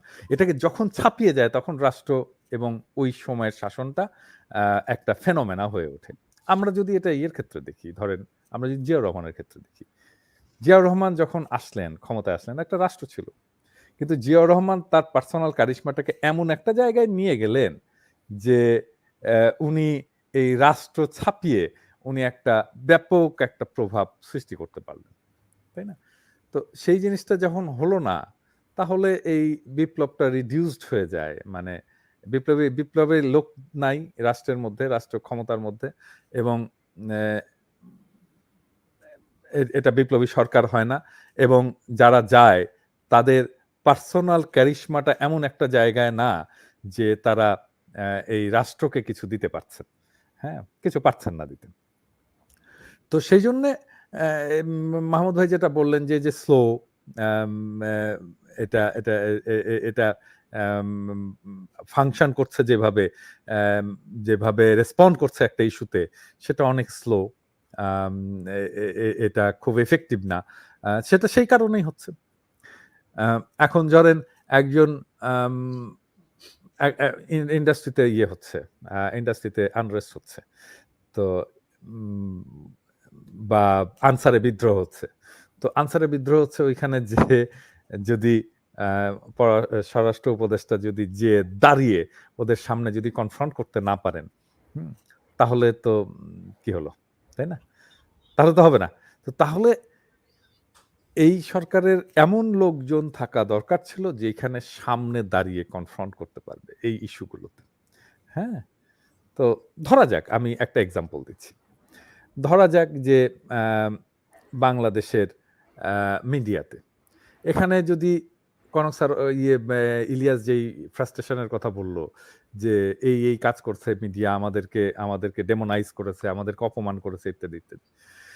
ধরেন ইলিয়াস বাংলাদেশে আছে এখন, এই মুহূর্তে ইলিয়াস বাংলাদেশে আছে, ও প্রেস ক্লাবে যাচ্ছে, হ্যাঁ, এবং ইলিয়াস মিডিয়াতে আমাদের ভয়েসটাকে এস্টাবলিশ করার চেষ্টা করছে। ইলিয়াস যেভাবে কাজ করতো ওই কাজটা কেউ করছে এখন? আপনাকে মনে হয় ইলিয়াস যদি ঢাকায় থাকতো এই মুহূর্তে এবং কাজে থাকতো, বাংলাদেশের মিডিয়া আজকে যেভাবে প্রথম আলো কাজ করছে, ডেইলি স্টার কাজ করছে, এই কাজটা করতে পারতো? বলেন, আমি অনেস্টলি জানতে চাচ্ছি। ইলিয়াস যদি থাকতো, পারতো? না, পারতো না। পারতো না। তাহলে ইলিয়াসকে ক্ষমতায় যাওয়ারও দরকার নাই, ইলিয়াসকে কোনো পদ দেওয়ারও দরকার নাই। শুধু ইলিয়াসের মাঠে প্রেজেন্স, বাংলাদেশে প্রেজেন্সটাই পরিস্থিতিকে অনেক পরিবর্তন করে দিতে পারতো। আমি এখনো মনে করি যে মাহমুদ ভাই যদি দেশে থাকতেন, এখন এই মুহূর্তে যদি দেশে থাকতেন, বাংলাদেশের পলিটিক্যাল সিনারিওটা অনেক অনেক পাল্টে যেত। উনি কথা বলতেন, উনি মাঠে যেতেন, উনি কর্মসূচিতে যেতেন, উনি ডাক দিতেন জনগণকে, উনি সেমিনারে যেতেন, উনি দরকার হলে প্রফেসর ইউনূসের সাথে কথা বলতেন। আমি জানি না মাহমুদ ভাই কেন যাচ্ছেন না, এবং আমি মনে করি যে মাহমুদ ভাইয়ের প্রেজেন্স ফিল্ডে এই পরিস্থিতিটাকে অনেকটা পরিবর্তন করে দিতে পারত। আর আমার না যাওয়ার ক্ষেত্রে এবং ইলিয়াসের যেতে না পারার ক্ষেত্রে, যে আমি ইলিয়াসের সাথে কথা বলছি যে কেন ইলিয়াস যেতে পারবে না, এবং আমি মনে করি যে ওর খুব ভ্যালিড রিজন আছে, এবং আমারটা তো আমি ব্যাখ্যা করেছি। তো এই জায়গাটাতে এখন যদি ধরা যাক যে এই সরকার আবার সেই ঘুরে মাগুর স্যাং, আমাদের বগুড়ার ভাষায় বলে আর কি, যে আবার সে আগের ঘটনাই ঘটে গেল আর কি, মানে একটা সহনীয় আওয়ামী লীগ শাসন আমাদেরকে উপহার দিল, তাহলে তো এই বিপ্লব তো ব্যর্থ। তাহলে এই বিপ্লব ব্যর্থ, কারণ এই বিপ্লব যেই লক্ষ্য নিয়ে হয়েছিল সেই লক্ষ্যগুলো কোনটাই পূরণ করতে পারলো না। এবং এটা যেন কোনোভাবেই একটা সহনীয় আওয়ামী শাসন, একটা সহনীয় সো কল্ড সেকুলার শাসন যেন না হয়, সেই চেষ্টাটা আমাদের অব্যাহত রাখতে হবে। এবং যদি সত্যিকার অর্থেই ওই দিকে এগোতে চায়, এবং যার কিছু সাইন, এখন ডিস্টার্বিং সাইন আমরা দেখতে পাচ্ছি, কারণ প্রথম আলো কিভাবে নিউজ করছে এখনো, সেই জিনিসগুলো যদি আপনি দেখেন, কোন ইস্যুগুলোকে সে ফোকাস করছে, সেই ইস্যুগুলোকে যদি দেখেন, এমনকি যে গোপালগঞ্জের হামলা, এই গোপালগঞ্জের হামলায় এটা যে আওয়ামী লীগ হামলা করছে এটা লেখেনি পর্যন্ত প্রথম আলো। এখন কিসের ভয়? হ্যাঁ, আগে না হয় বলতো যে এটা ডিজিএফআই এর জন্য লিখতে পারিনি, এটা আওয়ামী লীগের জন্য লিখতে পারিনি, এই বলছে সেই বলছে। এই প্রথম আলো তো লেখে বিএনপির আক্রমণে এটা হয়েছে, লিখছে কয়েকদিন আগে লিখছে। আমার কাছে দেখেন, আমি ইলিয়াস কনক আপনাকে আমি পাঠাচ্ছি ইয়েটা, যে কয়দিন আগে এটা লিখছে যে বিএনপির আক্রমণে মারা গেছে, বা বিএনপি আক্রমণ করছে, এটা লিখছে। আর এখন তারা লিখতে পারছে না, তাহলে তাহলে সমস্যাটা কোথায়? হ্যাঁ, আমি বুঝতে একটু পারছেন? ইয়েকে কমপ্লিমেন্ট করি আমি পিনাকিকে। জি, জি, এর থেকে ভয়ঙ্কর অপতথ্য দিয়েছে প্রথম আলো। যেমন নাটোরে সমন্বয়কদের সভায় একটা গন্ডগোল হয়েছিল এবং সেই সভায় প্রথম আলো লিখে দিল যে বিএনপি আক্রমণ চালিয়েছে, প্রথম আলো যে নিউজ ছিল। আর একই দিনে মানব জমিনে নিউজ দিল যে সমন্বয়কদের দুই গ্রুপের মধ্যে গন্ডগোল হয়েছে এবং এই কারণে বিশৃঙ্খলা হয়েছে। তাহলে এই যে প্রথম আলো মিথ্যা কথা লিখলো যে বিএনপি আক্রমণ করেছে এবং উদ্দেশ্য প্রণোদিত ভাবে লিখলো প্রথম আলো এটা, তো এই কাজ তো কন্টিনিউয়াসলি করে যাচ্ছে প্রথম আলো। এমন না যে আওয়ামী লীগের বিরুদ্ধে লিখলে কোনো বিপদের জন্য তারা লিখছে না, তা না, তারা আওয়ামী লীগকে সেভ করতে চাচ্ছে। বিকজ তারা ওই যে পিনাকি যেটা বললো, একটা সহনীয় আওয়ামী শাসন এবং ভারতপন্থী শাসন প্রথম আলো তৈরি করতে চায় বাংলাদেশ। এটাই হচ্ছে প্রথম আলোর এজেন্ডা। রাইট। এবং এবং আমি যদি একটা জিনিস একটু শো করি যে ধরেন আজকেই দেখতেছিলাম একটা সংবাদ যে তারা লিখছে যে নতুন বাংলাদেশে দলবাজি দখলবাজির লক্ষণ উদ্বেগের কারণ টিআইবির আলোচনা সভায় বক্তারা। তো টিআইবি কে আমরা জানি তারা কিছু সমন্বয়কদেরকে নিয়ে এই কাজটি তারা এই আলোচনাটি তারা করেছেন। অর্থাৎ এখানেও যদি আপনি দেখেন যে বেশ কিছু অপপ্রচারকে তারা অনেকটা সমর্থনের মতো করে এই জাতীয় অনুষ্ঠান করছে। আর ইফতেখারুজ্জামানের ভূমিকা তো আমরা জানি।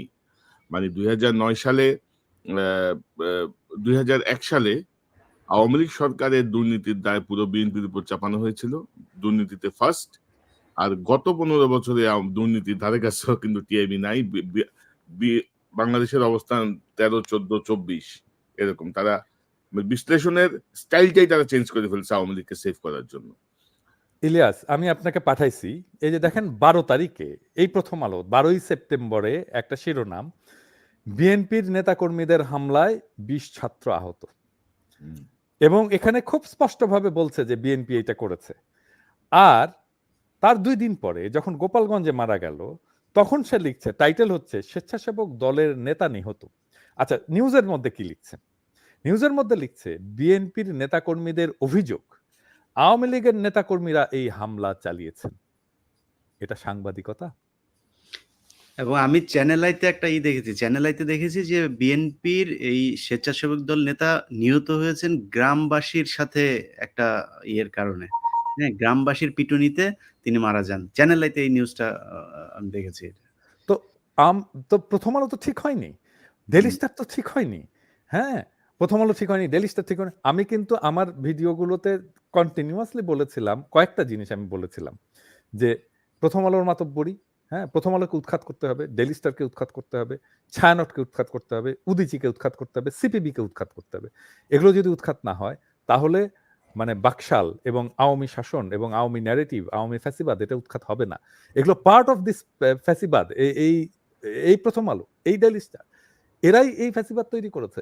এরা যদি না যায় সমাজ থেকে, এদের কর্তৃত্ব যদি কে অপসারণ করা না যায়, তাহলে বাংলাদেশে ফ্যাসিবাদ কখনো দূরীভূত হবে না এবং এদের হাত ধরেই আবার ফ্যাসিবাদ ফিরে আসবে। এবং প্রথম আলো যে ন্যাক্কারজনক ভূমিকা রেখেছে এই সময়গুলোতে, হ্যাঁ, মানে দেখেন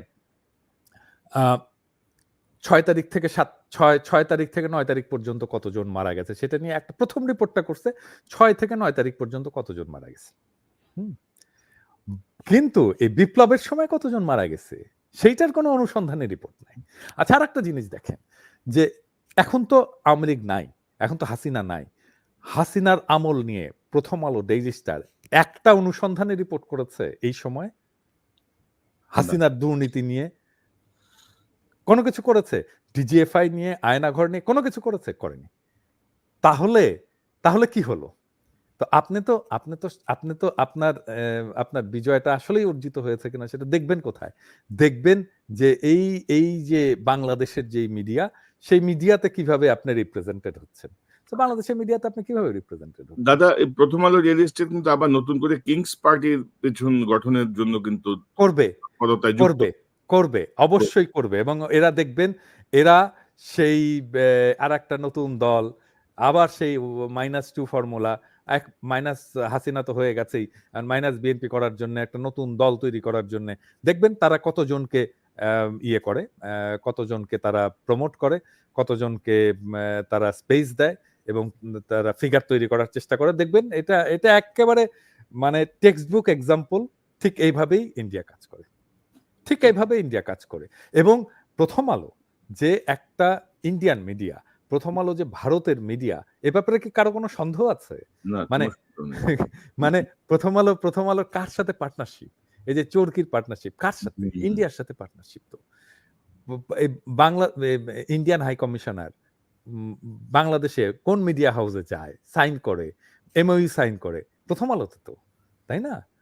আর এই যে ডেইলি স্টার নিয়ে ইদানিং যে খবরগুলো আসছে, ডেইলি স্টারে এই যে আমদি হোসেনের আম, আম, যে একটা স্ট্যাটাস আমরা দেখলাম যে খুব ভালো ইংরেজি লেখে, সে নামাজ পড়ে, একসময় নাস্তিক ছিল, নামাজ পড়া শুরু করছে এবং তাকে প্রথম আলো থেকে বের করে দেওয়া হলো। হ্যাঁ, ডেইলি স্টার থেকে।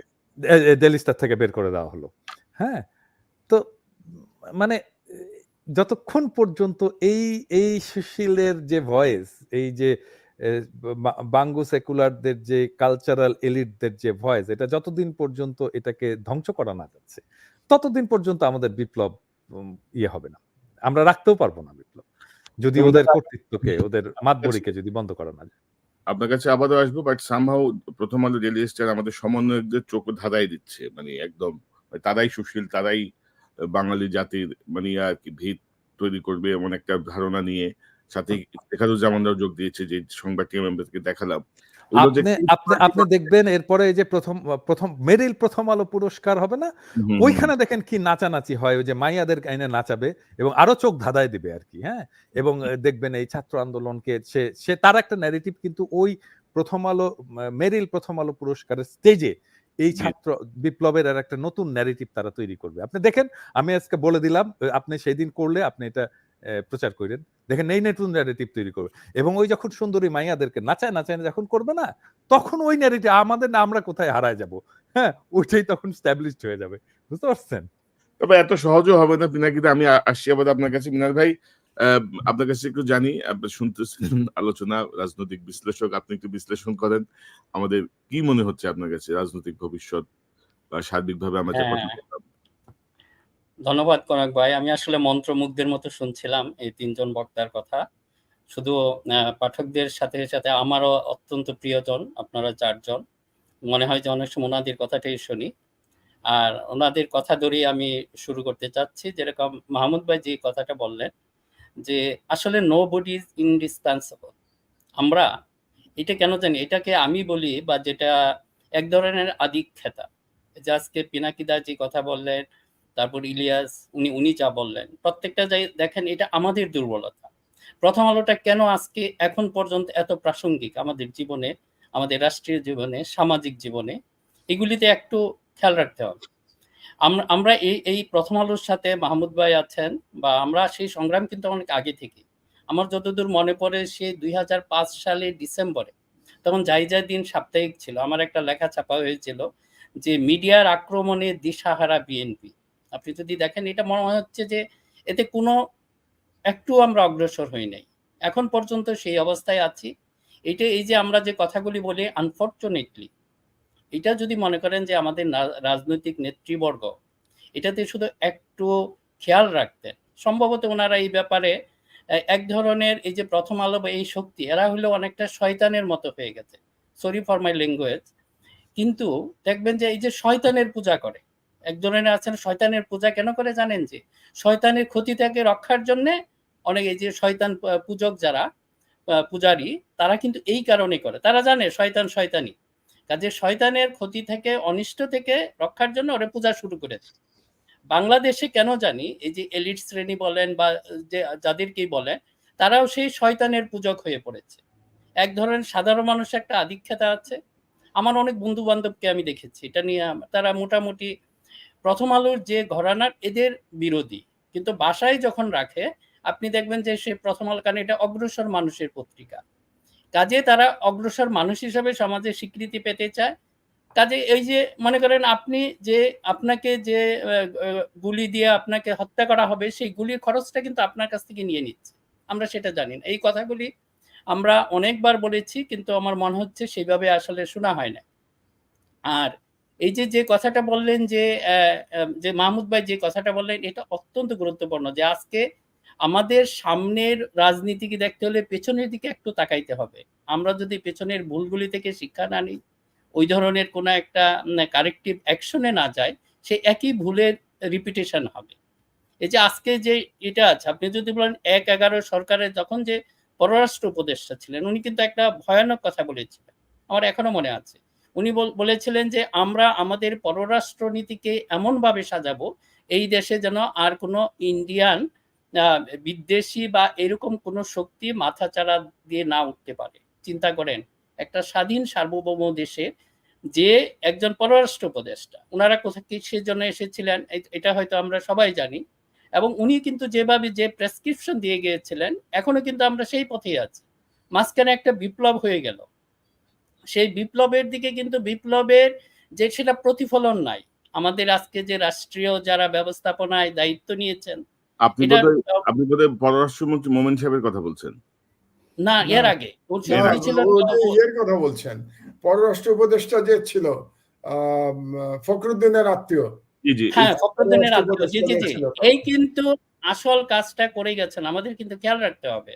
উনি বলে গিয়েছিলেন যে আমাদের পররাষ্ট্র নীতিকে এমন ভাবে সাজানো হবে, কেউ যেন এসে এটা পরিবর্তন না করতে পারে। আমরা তো তাই দেখতে পাচ্ছি এখন। মানে আমরা ওই যে পিনাকিদা, মাহমুদ ভাই, ওনারা যে আসলে ডক্টর ইউনূসের ব্যাপারে আমাদের কারো কোনো আপত্তি নাই। আমরা এমন একটা জায়গায় যেতে পারি না, বা আমাদের এই শক্তিটাকে, যেটা ইনস্টিটিউশনাল স্ট্রেংথ হিসাবে পিনাকিদা এইমাত্র বললেন, সেটাকে আমরা নষ্ট করতে চাই না। তারা চাচ্ছে হয়তো ডক্টর ইউনূস আমাদের একটা অ্যাসেট, জাতীয় অ্যাসেট বা গ্লোবাল ইউনি অ্যাকসেপ্টেড একজন পার্সন, ওনাকে আমাদের ইউজ করতে হবে। কিন্তু আমরা যখন ওনাকে মিস ইউজ করতে দেখি, তখন তো চুপ করে বসে থাকতে পারি না। কাজে আমাদের সেগুলিকে অবশ্যই অ্যাড্রেস করতে হবে, এই সমস্যাগুলিকে। আরেকটা যে জিনিস হলো, যে পার্সোনাল লেভেলে যে কথাটা বললাম, আমাদের সেই আধিক্যতা থেকে বেরিয়ে আসতে হবে। অমুক যে মাহমুদ ভাই যেটাকে ব্যক্তি পূজা বললেন, এই আধিক্যতা থেকে ইন্ডিভিজুয়ালি আমাদের বের হয়ে আসতে হবে। আমরা অনেকে জানি দেশের 90% or 95% মানুষ ইন্ডিয়ান এগেনস্টে, কিন্তু তারপরে প্রথম আলো কিভাবে এই দেশের বা ডেইলি স্টার মানে প্রথম শ্রেণীর পত্রিকা থাকে, এবং তাদের ডিকটেশন অনুযায়ী আমাদের সমস্ত কালচারাল, আমাদের এডুকেশনাল, আমাদের ইন্টেলেকচুয়াল সবকিছু দেখেন নিয়ন্ত্রিত হচ্ছে তাদের মাধ্যমে। এমনকি আজকে যদি এই সরকারে দেখেন, প্রথম আলোর দৃষ্টিতে যারা এলিট, ওনারাই কিন্তু ঘুরে ফিরে এই সরকারে আছে। এবং এই জন্যই আমার কাছে যেটা মনে হয়, যে আপনাদের প্রতি অনুরোধ, বা এই স্ক্রিনে আমরা যাদেরকে দেখছি, দেশের মানুষ কিন্তু অত্যন্ত উচ্ছ্বসিত দেখেন আজকে এটা দেখেই। তারা যাচ্ছে এই ধরনের কিছু আমরা কার্যকর কিছু ব্যবস্থা নেই, শুধু কথা বলা না। আমরা অনেক কথা বলেছি, কিন্তু আমরা কোনো অ্যাকশন দেখি নাই। আমরা সেটা অ্যাকশন দেখতে চাই। আরেকটা শুধু বললেন যে এই বর্তমান সরকারেরই না, আমরা যে সামনের যে সরকারগুলি আসবে, আপনারা কি আপনাদের মেরুদণ্ড সোজা করে দেখাচ্ছেন? বরং যাদেরকে আমরা দেখছি, এটা কি বলবো, আপনারা হয়তো মাইন্ড করবেন না, এটা আমাদেরকে বলতেই হবে। আপনারা যদি এই মেরুদণ্ড সোজা না করেন, জিও পলিটিক্যাল আমাদের যেরকম কিছু দুর্বলতা আছে, জিও পলিটিক্যাল কিছু স্ট্রেংথ আমাদের রয়েছে, সেই স্ট্রেংথগুলি আপনাকে চিনতে হবে। ওই যে পিনাকিদা যে কথা বলেন, জিয়াউর রহমানকে ছাড়া আসলে, তারপরে ম্যাডামের মধ্যে আমরা কিছুটা দেখেছি। এবং এই ধরনের যদি স্ট্রেংথ আপনারা দেখে দেন, আমরা শুধু রিস্কে পড়বো না, আমাদের স্বাধীনতা সার্বভৌমত্ব আসলে হুমকির মুখে পড়বে। আর এই যে কথা বললেন, ইন্ডিয়া কিন্তু ছেড়ে দেয় না, এবং এই ফেসিবাদের হাতে বিলিয়ন বিলিয়ন ডলার সে কিন্তু তছরূপ করেছে। এটা শুধু পার্সোনাল, একটা মানুষ কত খাবে? আপনি মনে করেন একটা মানুষের 60-70 বছরের জীবনে তারপরে এত ডলার কেন প্রয়োজন পড়েছে? তারা কিন্তু, এইটা কিন্তু আমাদের একটা ঝুঁকি রয়ে গেছে, আমাদের খেয়াল রাখতে হবে। ইন্ডিয়ার যেরকম জিও পলিটিক্যাল একটা ডিসঅ্যাডভান্টেজে ওনারা চলে গেছে, সেটার প্রতিশোধ যেভাবে হোক নেবে। আমরা যদি সতর্ক না থাকি, এবং সেই সতর্কতা যদি আমাদের যারা এখন বর্তমানে সরকারে এসেছেন এবং ভবিষ্যতে আসবেন, তাদের মাঝে যদি না দেখি, সত্যি এটা একটা কনসার্নের বিষয়। আমি জানি যে এখানে আসলে খুব ভয়ের কিছু নাই, ইনশাল্লাহ ওটা আমরা বলবো যে পজিটিভ, হয়তো এখন সময় হবে না, বা আমরা অনেক সময় বলেছি আই এম নট দ্য, মানে আমি আশাবাদী মানুষ, কিন্তু ঝুঁকির কথা বা রিস্কের কথাগুলি আমরা এই জন্য বলছি যে আমরা যেন সতর্ক থাকি। যেহেতু আজকে অল্প সময় হবে, আমি ঝুঁকির কথাগুলি বলবো, কাজেই কেউ হতাশ হবেন না।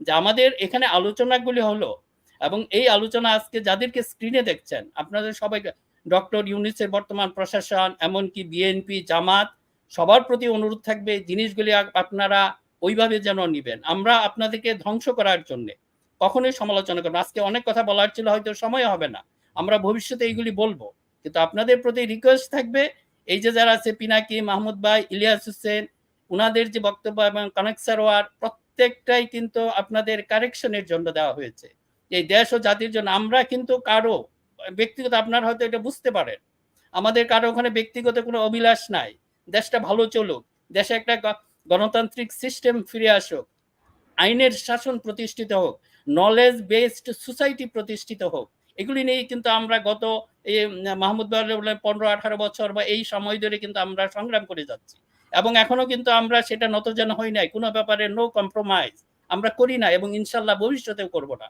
আর এই যে ছাত্র সমন্বয়ক, সবার প্রতি অনুরোধ থাকবে আপনারা ইতিহাস থেকে শিক্ষা নিন এবং বুঝতে চেষ্টা করুন।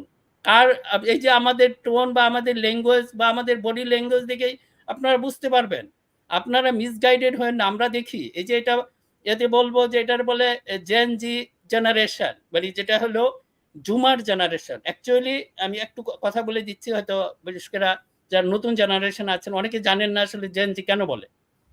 এটা ছিল সে 1946 থেকে 64-এ যাদেরকে জন্ম নিয়েছে তাদেরকে বলা হয়তো বেবি বোমার, কারণ ওই সময় দ্বিতীয় বিশ্বযুদ্ধের পরে বিশেষ করে ইউরোপিয়ান দেশগুলি বা গণতান্ত্রিক যে পশ্চিমা দেশগুলিতে একটা ইকোনমি খুবই বুম করেছিল। এই বিশেষ করে ওই সময় টেলিভিশন এসেছে এবং টেকনোলজিক্যাল অ্যাডভান্সমেন্ট হঠাৎ সাডেনলি হয়ে গেছে, এই জন্য ওদেরকে বলা হয় বেবি বোমার। তাদের জন্ম ছিল 46 থেকে 64। একইভাবে যদি আপনারা দেখেন 96 থেকে 2012 পর্যন্ত যাদের জন্ম হয়েছে ওই বুমারের অনুযায়ী তাদেরকে জুমার বলে, যেহেতু ওই ইন্টারনেট বা জুমিং করে এখন এই জেনারেশন সমস্ত ইনফরমেশন জেনে নেয়, কাজেই তাদেরকে বলেন জেনারেশন জুমার বা জেনজি। এখন আমাদের জন্য একটা ভালোই হলো যে 71-এ বা যেটা দেখেন সেখানেও কিন্তু সেই বেবি বোমারদের একটা বিশেষ ভূমিকা ছিল। সব মুক্তিযোদ্ধার বয়স ছিল 20 থেকে 22 and they are the all baby boomer. আমরা মার্জিনালি, আমি আর পিনাকি দা হয়তো, মাহমুদ ভাই আছেন সেই বেবি বোমারদের মধ্যে, আমরা হয়তো মার্জিনালি একটু সরে এসেছি। উনি 64, আমরা 67, 66। কাজেই এই যে জেনারেশনটা এসেছেন আপনাদের একটা বুঝতে হবে, এই যে ওই স্বাধীনতাটা এসেছে বোমারদের হাতে, বেবি বোমারদের হাতে, আর দ্বিতীয় স্বাধীনতা এসেছে একটা জেনারেশন জোমার, তাদের হাতে এসেছে। হ্যাঁ, এখন যদি এই জন্য বলি এই জেনারেশনটা আমি একটু শেষ করে দিচ্ছি, যে এই জেনারেশনের একটা ভালো বৈশিষ্ট্য যেটা নিয়ে আমি আশাবাদী, যেরকম আমাদের জেনারেশন আমার কাছে মাঝে মাঝে স্পয়েলড জেনারেশন মনে হয়। কারণ হয়েছে কি, আমরা যদি বলে চিলে কান নিয়ে গেছে, আমরা হয়তো কানে হাত না দিয়েই কিন্তু তাড়াতাড়ি চিলের পেছনে দৌড়াই। বাট আশাবাদী হয়েছি বর্তমান জেনারেশন দিকে দেখে, তারা কিন্তু আগে প্রথমে কানে হাত দেয়, তারপরে চিলে পিছনে দৌড়ায়। কাজে আমি এই আশাবাদ নিয়েই আমি আমার এখনকার আর কি বক্তব্য শেষ করছি, যে এই নতুন জেনারেশন ইনশাল্লাহ আমাদের হয়তো একটা ভালো দিকে নিয়ে যাবে এবং তারা আসল জিনিসটা বুঝতে চেষ্টা করবে, নট কোনো বিভ্রান্তিতে পড়বেন না। ধন্যবাদ। ধন্যবাদ মিনা ভাই। তো মাহমুদ ভাই, পিনাকিদা বলছিলেন যে ফ্যাসিবাদ আর ফিরে আসবে না এবং তিনি ভারতীয় আধিপত্যবাদকে আমাদের ঠেকাতে হবে, এটার ব্যাপারে তিনি জোর দিচ্ছেন। তো আমরা যদি সরকারের দিকে তাকাই, আমরা দেখবো যে 111 এটার পেছনের মূল শক্তি ছিল ইন্ডিয়া, ভারত, তাদের প্রতিনিধিত্বের সংখ্যা অনেক বেশি এবং ক্রমাগত এটা বেড়েই চলেছে কিন্তু, এবং তারা কিন্তু বিভিন্ন ভাবে এখানে ইন করছে। তো আমাদের এবং অনেকে বলছেন যে প্রশাসন বা ডক্টর ইউনূস সরকারের সরকার 4টা ভাগে বিভক্ত। একটা ভাগ হচ্ছে জেনারেল ওয়াকার, একটা ভাগ হচ্ছে ডক্টর ইউনূস অ্যান্ড এনজিও যে 7 জন তারা, একটা ভাগ হচ্ছে যারা 111 এর সাথে ছিল 7-8 জন 9 জন তারা, এবং আরেকটা ভাগ হচ্ছে ডক্টর আসিফ নজরুল অ্যান্ড স্টুডেন্টরা। তো এই যে ফ্যাসিবাদ আর ফিরে আসবে না, সেরকম কোনো কার্যকর পদক্ষেপ এখন আমরা দেখছি না। সেই প্রথম আলো ডেইলি স্টার গ্রুপ ভিত্তিক সুশীল সমাজদের একটা আধিপত্য আমরা দেখছি, যেটিও পিনাকিদা বলেছেন, ইলিয়াস, মিনার ভাই বলেছেন। তো আপনার কি মনে হয় যে ফ্যাসিবাদ ফিরে আসবে না বা ভারতের আধিপত্যবাদ, যেমন ডক্টর ইউনূসের দুই একটা বক্তব্য খুবই গ্রহণযোগ্য হয়েছে, তিনি তার অবস্থানে অটল আছেন, আপনি কি মনে করেন, কিভাবে দেখছেন, একটু শুনি আপনার কাছ থেকে। আচ্ছা, আমি এই আলোচনায় যাওয়ার আগে দুটো ইনফরমেশন একটু দিয়ে রাখি। যে উপদেষ্টার কথা বলার চেষ্টা করলো মিনার রশিদ, তার নাম ইফতেখার আহমেদ চৌধুরী। ইফতেখার আহমেদ চৌধুরী 2008 সালে পররাষ্ট্র উপদেষ্টা ছিল, এবং সে তখন বলেছিল যে বাংলাদেশের রাজনীতি এমন ভাবে করা হবে যাতে করে বাংলাদেশে যেন অ্যান্টি ইন্ডিয়ান কোনো রাজনীতি আর উত্থান না হয়। তো এটা একটু আমি স্মরণ করিয়ে দিলাম আজকের কি যে জেনারেশন সম্পর্কে যে বললো মিনার, জেনজি জেনারেশন, জুমার জেনারেশন। মাহমুদ ভাই, ইফতেখার সাহেবের সহকর্মীরাই তো এখন আবার সরকারে আছেন, এখন সরকারে আছে। তখন পররাষ্ট্র উপদেষ্টা, পররাষ্ট্র সচিব ছিল আজকের যিনি পররাষ্ট্র উপদেষ্টা, তিনি তখন পররাষ্ট্র সচিব ছিলেন। তো এটা হলো লিঙ্কেজ। আর দ্বিতীয় আর একটা ইনফরমেশন দিয়ে রাখি যে হাসিনার দানব হয়ে ওঠার যারা সহযোগী, তাদেরকে নিয়ে আমি 7 পর্বে এডিটোরিয়াল লিখেছি আমার ইউকের আমার দেশ পত্রিকায়।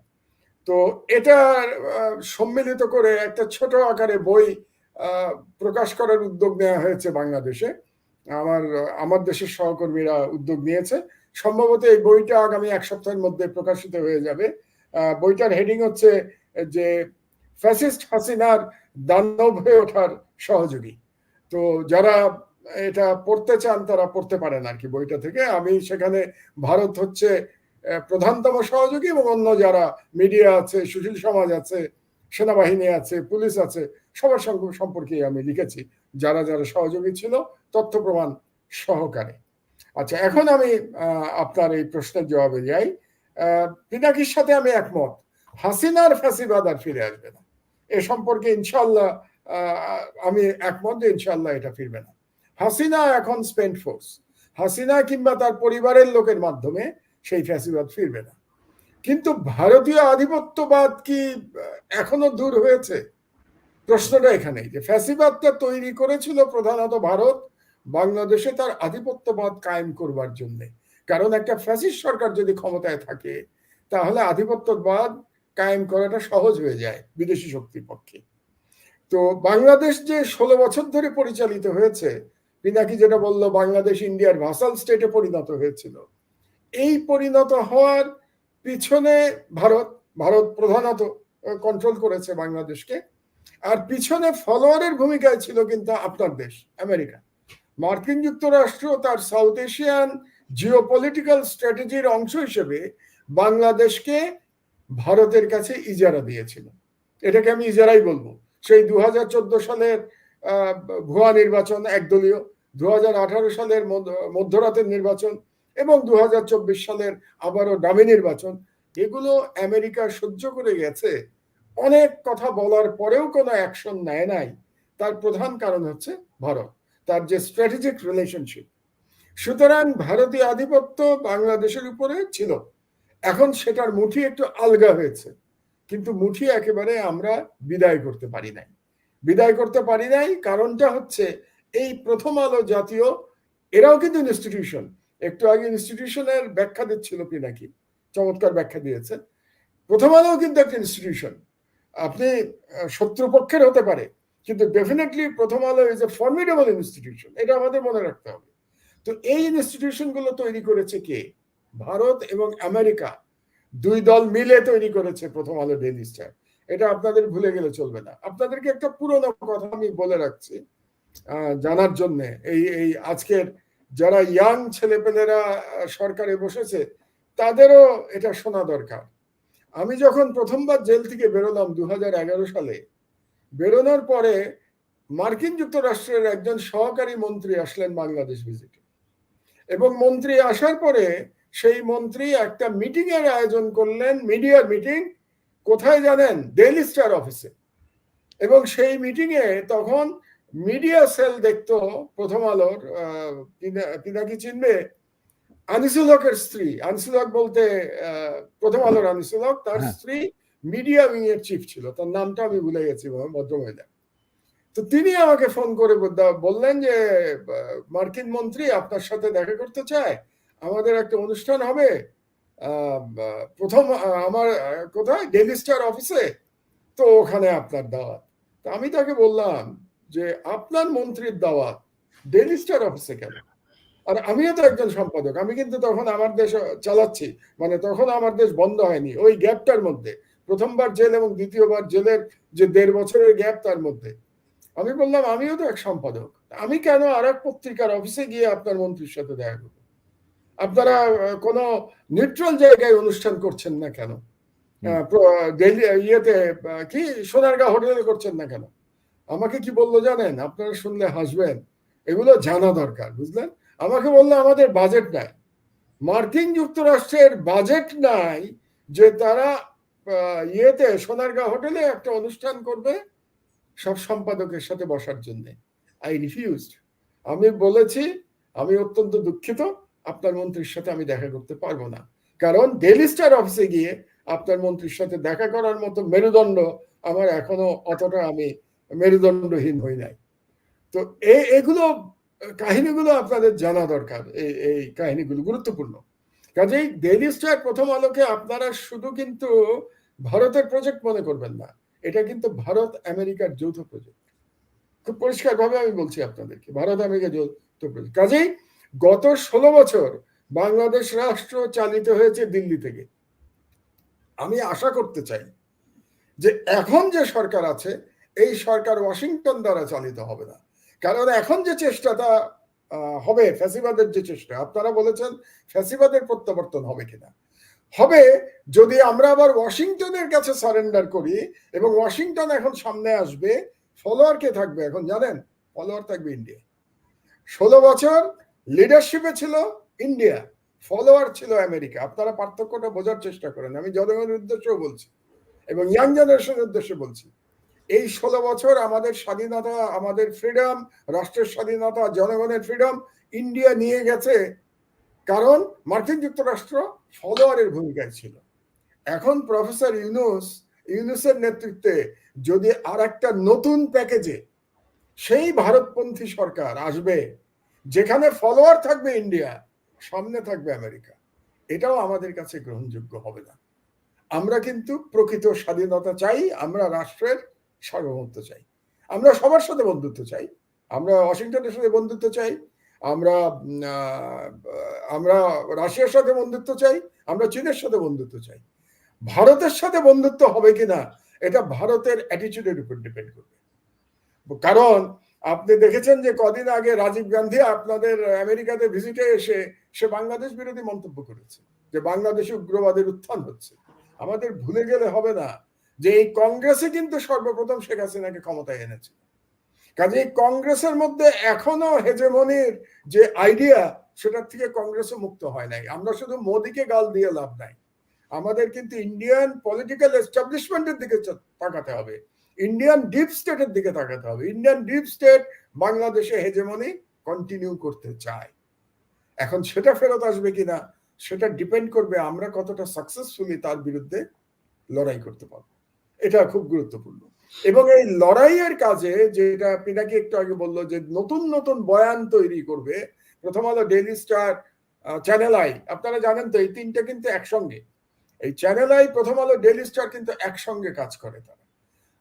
তো এদের টার্গেটটা হবে যে ওই বয়ানের মধ্যে তারা প্রো ইন্ডিয়ান পলিটিক্সটাকে আবার নিয়ে আসবে নতুন প্যাকেজিং এর মাধ্যমে। তো এর মধ্যে দিয়ে আমাদের মেরুদণ্ড সোজা রাখতে হবে, আমাদের নিজস্ব বাংলাদেশের বয়ান তৈরি করতে হবে। এই কাজ কিন্তু আমাদের প্রত্যেকের কাজ, এটা পিনাকির কাজ, এটা আমার কাজ, ইলিয়াসের কাজ, মিনারের কাজ, আপনার কাজ। এবং যেখানে আমরা আমাদের স্বাধীনতা রক্ষা করবো, যেমন ধরেন আপনাদের একটা এক্সাম্পল দেই, প্রথম আলো নিউজ, আপনি দেখবেন এতগুলো সংখ্যালঘু প্রতিষ্ঠানে হামলা হয়েছে, নিউজটা দেখেন।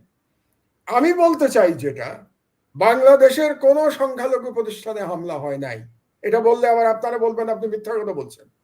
আমার যুক্তিটা হলো যেখানে হামলা হয়েছে সেটা হলো প্রো আওয়ামী লীগ প্রতিষ্ঠানে হামলা হয়েছে, এখানে সংখ্যালঘু হিসাবে হামলা হয় নাই।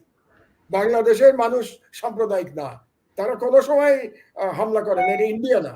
আপনি ইন্ডিয়াতে এই মুহূর্তে কি চলছে জানেন? ইন্ডিয়াতে আপনার হিমাচলে কি চলছে? 2টা মসজিদ বানানো নিয়ে, সেখানে এই মুহূর্তে আমরা যখন কথা বলছি হাজার হাজার মানুষ, হিন্দু যারা কট্টর হিন্দুত্ববাদী, তারা বিক্ষোভ করছে, মুসলমানদের মারতে যাচ্ছে, মসজিদ ভাঙতে যাচ্ছে, 2টা মসজিদ। সেটা নিয়ে আলোচনা কোথায়? আমাদের এরকম মেরুদণ্ড লাগবে আমাদের সরকারের, আমাদের পররাষ্ট্র উপদেষ্টার, আমাদের প্রধান উপদেষ্টার এরকম মেরুদণ্ড লাগবে যে যখনই ইন্ডিয়া বলবে বাংলাদেশের সংখ্যালঘুদের ব্যাপারে, আমরা যেন বলতে পারি তোমাদের সংখ্যালঘু নির্যাতন নিয়ে আমরা উদ্বিগ্ন।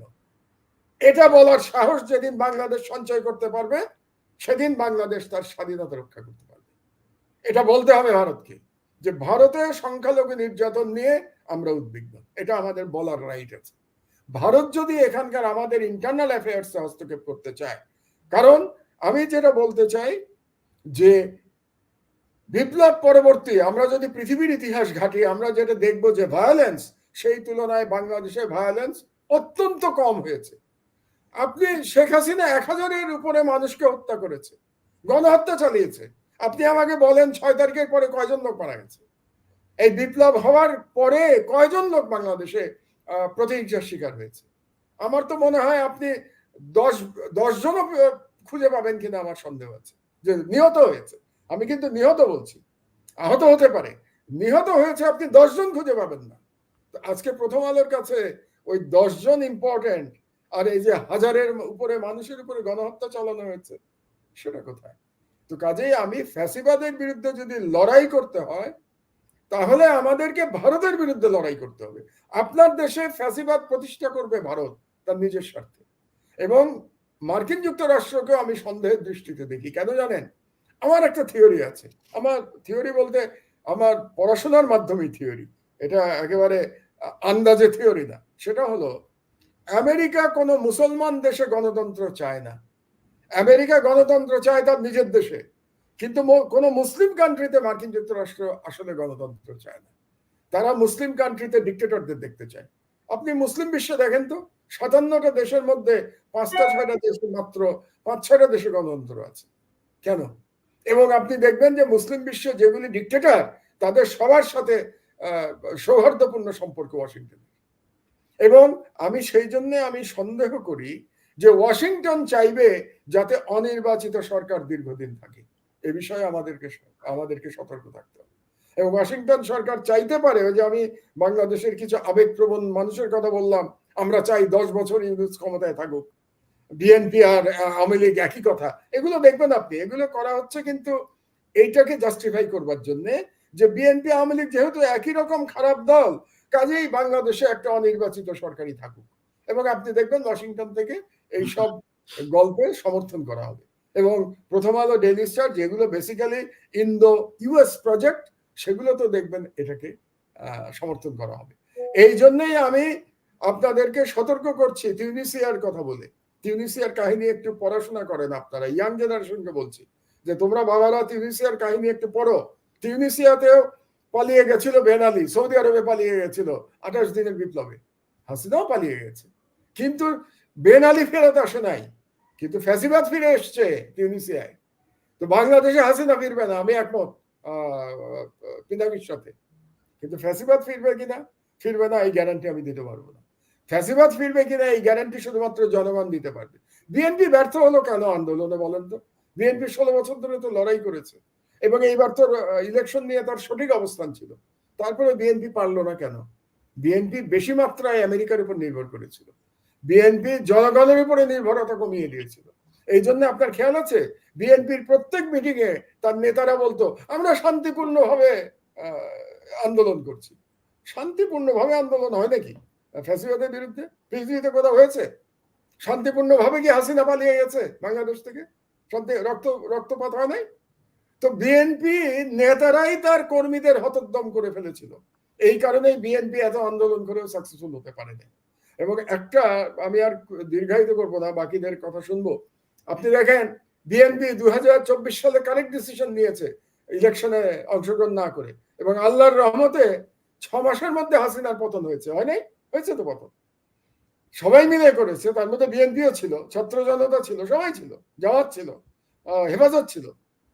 2018 সালে বিএনপি ইলেকশনে যোগদান করে ভুল করেছিল, এটা আমি 2018 সালে বলেছিলাম। এমনও তো হতে পারতো 2018 সালে যদি বিএনপি নির্বাচনে যোগদান না করতো, তাহলে শেখ হাসিনার আরো আগে পতন হতে পারত। তো সুতরাং আমি শেষ যেটা বলতে চাই, যে আমরা ফ্যাসিবাদ ফিরে আসবে কি আসবে না, এটা আমাদের উপরে ডিপেন্ড করবে, বাংলাদেশের জনগণের উপরে ডিপেন্ড করবে। এবারের বিপ্লবের সবথেকে বড় জিনিস হচ্ছে কোনো বিদেশি সাহায্য ছাড়া বিপ্লবে বাংলাদেশের ছাত্র জনতা বিপ্লব সফল করেছে। কোনো বিদেশিদের ধারে নাই তারা, তারা নিজেরা লড়াই করে সফল করেছে। তো বাংলাদেশের জনগণ যদি মেরুদণ্ডকে সোজা করে এই লড়াই অব্যাহত রাখতে পারে এবং সেই লড়াই দিল্লির বিরুদ্ধে আধিপত্যবাদের বিরুদ্ধে যদি কন্টিনিউ করতে পারে, তাহলে ফ্যাসিবাদ ফিরবে না। আর না হলে কিন্তু ফ্যাসিবাদ তিউনিসিয়ার মতো আবার ফিরে আসার একটা সুযোগ কিন্তু থাকবে। কাজে এই ব্যাপারে আমার সতর্ক করা কর্তব্য। গত 18 বছর ধরে আমি বাংলাদেশের জনগণকে বিভিন্ন সময় সতর্ক করে গেছি, আজকেও আবার সতর্ক করছি। সতর্ক হওয়া না হওয়া সেটা জাতির উপরে। ধন্যবাদ। ধন্যবাদ মাহমুদ ভাই। পিনাকিতে আপনি যেটি বলছিলেন যে প্রথম আলোর সঙ্গে যে চুক্তি, এই চরকির যে চুক্তি ভারতের সাথে, চরকির যে ওটিটি প্ল্যাটফর্ম, সেখানে দেখেন মতিউর রহমান ভারতের বাংলাদেশের হাই কমিশনার ছিল বোধহয়, না ভদ্রলোক? বাংলাদেশের তার সাথে বসে চুক্তি করছে এবং ওটিটি প্ল্যাটফর্ম যে চরকির মাধ্যমে কিন্তু আমাদের ইয়াং জেনারেশনের মানে মগজ ধুলাইয়ের নানা রকম প্রজেক্ট কিন্তু তারা নেয়, পত্রিকায় যেমন নেয় সেখানেও কিন্তু পারপাসফুলি নাটক, সিনেমার বিভিন্ন কিছুর মাধ্যমে এগুলো হয়। তো পিনাকিতে আপনি এই মাহমুদ ভাইয়ের কথা শুনছিলেন যে ফ্যাসিবাদ ফিরে আসবে না, বা এই সরকারের মধ্যে যারা ঢুকে বসে আছে, মানে 111 এর প্রেতাত্মা বলতে যাদেরকে আপনি বলেন, যে প্রেতাত্মারা যারা আছে বা ভারতের অনুগত যে বাহিনীগুলো ঢুকানো হয়েছে ইতিমধ্যেই, আপনি কি মনে করেন যে আমাদের সেই আমরা মুক্ত একটা দেশ হতে পারবো, ভারতের সঙ্গে আমরা বন্ধুত্ব চাই, দাদাগিরি তো চাই না, এবং ফ্যাসিবাদ ফিরে আসবে না যেটি আপনি বলছেন, আপনি কতটুকু কনফিডেন্ট এইসব লোকদের উপর ভরসা করে যে সরকার চলছে তাতে? কনক, মানে এই জুলাই আগস্ট বিপ্লবের মধ্যে দিয়ে যেটা হয়েছে সেটা হচ্ছে যে আমরা আমাদের শক্তিটাকে দেখতে পেরেছি। হ্যাঁ, আমরা কি করতে পারি, বাংলাদেশের তারুণ্য, বাংলাদেশের জনতা তার শক্তিটাকে দেখতে পেরেছে, বাংলাদেশের জনগণ তার ঐক্যটাকে দেখতে পেরেছে। হাসিনাকে পরাভূত করা গেছে, হাসিনার মতো একটা বিকট ফ্যাসিস্টকে পরাভূত করা গেছে, আর এই সমস্ত টুকরা টাকরি ইন্ডিয়ান দালাল, এগুলো তো মামুলি হামজর, এগুলো কিছুই না। হ্যাঁ, এগুলোকে পরাজিত করার যখন আহ্বান আমরা জানাবো এবং এদের বিরুদ্ধে যখন আমরা যুদ্ধ শুরু করব, এরা উড়ে যাবে, ধূলিকণার মতো উড়ে যাবে। হ্যাঁ, এবং আমাদেরকে যেন ওই পর্যায়ে যেতে না হয় সেই জন্য আমি ফ্রেন্ডলি একটা আহ্বান জানাতে চাই, এবং আমি আশা করি যে মুরব্বীরা না জানালেও আমাদের মতো যারা আছেন, আমি, ইলিয়াস, আপনারা জানাবেন, এই ফ্রেন্ডলি আহ্বানটা জানাবেন। ধরেন প্রথম আলো, daily star, Udichi, Chhayanaut, CPB, so যাও তো ইন্ডিয়ান এখানে স্টেক হোল্ডার আছে সবাইকেই, যে প্রথম আলো, ডেইলি স্টার আপনারা আপনাদের রিওরিয়েন্ট করতে পারেন, মানে আপনাদের সম্পাদকীয় নীতিটা আপনাকে রিভিজিট করেন। আপনি যদি মনে করেন যে সত্যিকার অর্থেই আপনি ইন্ডিয়ান পারপাস সার্ভ করবেন এবং ওয়েস্টের পারপাস সার্ভ করবেন, বাংলাদেশের পারপাস সার্ভ না করে, তাহলে জনতার শত্রু হিসেবে চিহ্নিত হয়ে জনতার রোষানলে পড়ার সেই ঝুঁকিটা আপনি নেবেন কিনা সেটা আপনি ভেবে দেখেন। এবং আপনারা যদি এটা কন্টিনিউ করেন, আমরা এটা লক্ষ্য করছি তো, এবং আপনারা যদি এটা সত্যিকার অর্থে কন্টিনিউ করেন, আপনার বিরুদ্ধে জনতাকে তাতিয়ে দেওয়াটা আমাদের জন্য 1-2 এর ব্যাপার। হ্যাঁ, এটা আমরা করব যদি আপনারা সত্যিকার অর্থে ভালো না হয়ে যান।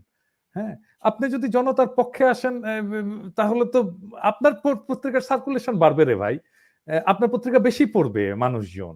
হ্যাঁ, আপনি এখনো ইন্ডিয়ান লেসপেন্সারি যদি করেন, তাহলে তো আপনাদেরকে শত্রু হিসাবে চিহ্নিত করে আমরা ক্যাম্পেইন চালাবো, এবং হাসিনাকে যেইভাবে আমরা জয় বাংলা করছি, হ্যাঁ হয়তো হাসিনাকে 3 বছর লাগছে, আপনাদের 1 বছর লাগবে, 1 বছরে আপনাদেরকে নাই করে দেবো আমরা বাংলাদেশ থেকে, যদি এটা আপনারা এখনো পর্যন্ত যদি ঠিক না হন। আর আরেকটা বিষয় আমি একটু বলতে চাই, একটু বিনয়ের সাথে আমি মাহমুদ ভাইকে একটু বাংলাদেশের পররাষ্ট্র নীতি নিয়ে মাহমুদ ভাই যেটা বললেন যে সবার সাথে বন্ধুত্ব, কারোর সাথে শত্রুতা না, এটা তো মাহমুদ ভাই আসলে এটা বলি নাই আমি। ভারতের সাথে বন্ধুত্ব হবে কিনা এটা ডিপেন্ড করবে ভারতের মানসিকতার পরিবর্তন হচ্ছে কিনা, এটা আমার উপর ডিপেন্ড করবে না। আমি তারপরেও এই জায়গাটাতেও আমি বলতে চাই মাহমুদ ভাই বিনয়ের সাথে, যে ভারতের সাথে কোনো বন্ধুত্ব হবে না। হ্যাঁ, ভারতের সাথে আমরা বন্ধুত্ব করতে পারবো না, এবং ইনফ্যাক্ট একটা রাষ্ট্রের তো কোনো বন্ধু থাকে না। হ্যাঁ, কোনো রাষ্ট্রেরই কোনো বন্ধু থাকে না। আম বন্ধুত্ব একটা, যদি আমি ডিপ্লোম্যাটিক টার্মে বলি, এটা আসলে সোনার পাথর বাটি, এটা হয় না। আমরা সবসময় আমাদের স্বার্থই দেখব। ইন্ডিয়াও ইন্ডিয়ার স্বার্থই দেখবে। এটাই ন্যাচারাল। তো আমাদের পররাষ্ট্র নীতি যেটা হওয়া উচিত, সেটা প্রথমত বাংলাদেশের স্বার্থ, দ্বিতীয়ত বাংলাদেশের স্বার্থ, তৃতীয়ত বাংলাদেশের স্বার্থ, চতুর্থত বাংলাদেশের স্বার্থ, পঞ্চমত বাংলাদেশের স্বার্থ, এবং শেষ পর্যন্ত এটা বাংলাদেশের স্বার্থ। বাংলাদেশের স্বার্থের বাইরে আমরা কারোর সাথে কোনো বন্ধুত্বই আমরা আগ্রহী না।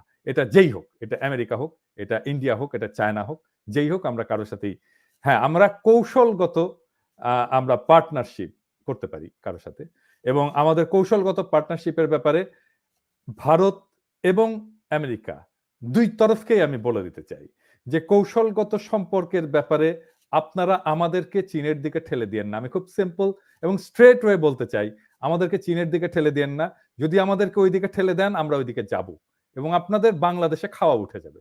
হ্যাঁ, ভারতেরও খাওয়া উঠে যাবে, আমেরিকারও খাওয়া উঠে যাবে। এটা আমরা করতে পারবো, এবং এটা যে আমরা করতে পারি সেটা প্রমাণ আমরা রাখছি জুলাই আগস্ট বিপ্লবে। আমরা দরকার হলে আরেকটা বিপ্লব করব।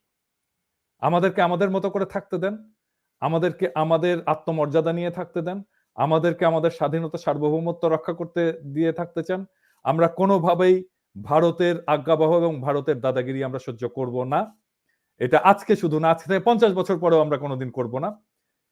এবং আমাদেরকে যদি আমাদের মতো করে থাকতে দেন, তাহলে আমরা, আপনারা দেখবেন যে বাংলাদেশের মতো ভালো রাষ্ট্র আর হয় না, বাংলাদেশের মতো একটা উদার রাষ্ট্র আর হয় না, বাংলাদেশের মতো একটা অ্যাকোমোডেটিভ রাষ্ট্র আর হয় না, বাংলাদেশের মতো একটা ফ্লেক্সিবল রাষ্ট্র আর হয় না। কিন্তু আমাদের উপরে যদি যে কোনো কিছু চাপিয়ে দেওয়ার চেষ্টা করেন, আমরা আমাদের ঘাড় কিন্তু তেরা ভাই, এবং আমাদের এই ঘাড় তেরার রেজাল্ট কি হয় এটা জুলাই আগস্টে আমরা দেখিয়ে দিয়েছি। আমরা দরকার হলে আবার দেখাবো। আমরা যদি না পারি, আমাদের সন্তানেরা দেখাবে। আমাদের সন্তানেরা যদি না পারে, তার উত্তরসূরিরা দেখাবে, কিন্তু দেখাবে, বাংলাদেশ দেখাবে। হ্যাঁ, এইটাই আমি সাবধান বাণী উচ্চারণ করে দিয়ে বলতে চাই ভারতকে এবং আমেরিকাকে। যদি আপনারা ঠিক হয়ে যান তাহলে ভালো, আর যদি ঠিক না হন তাহলে কনসিকুয়েন্স ফেস করবেন।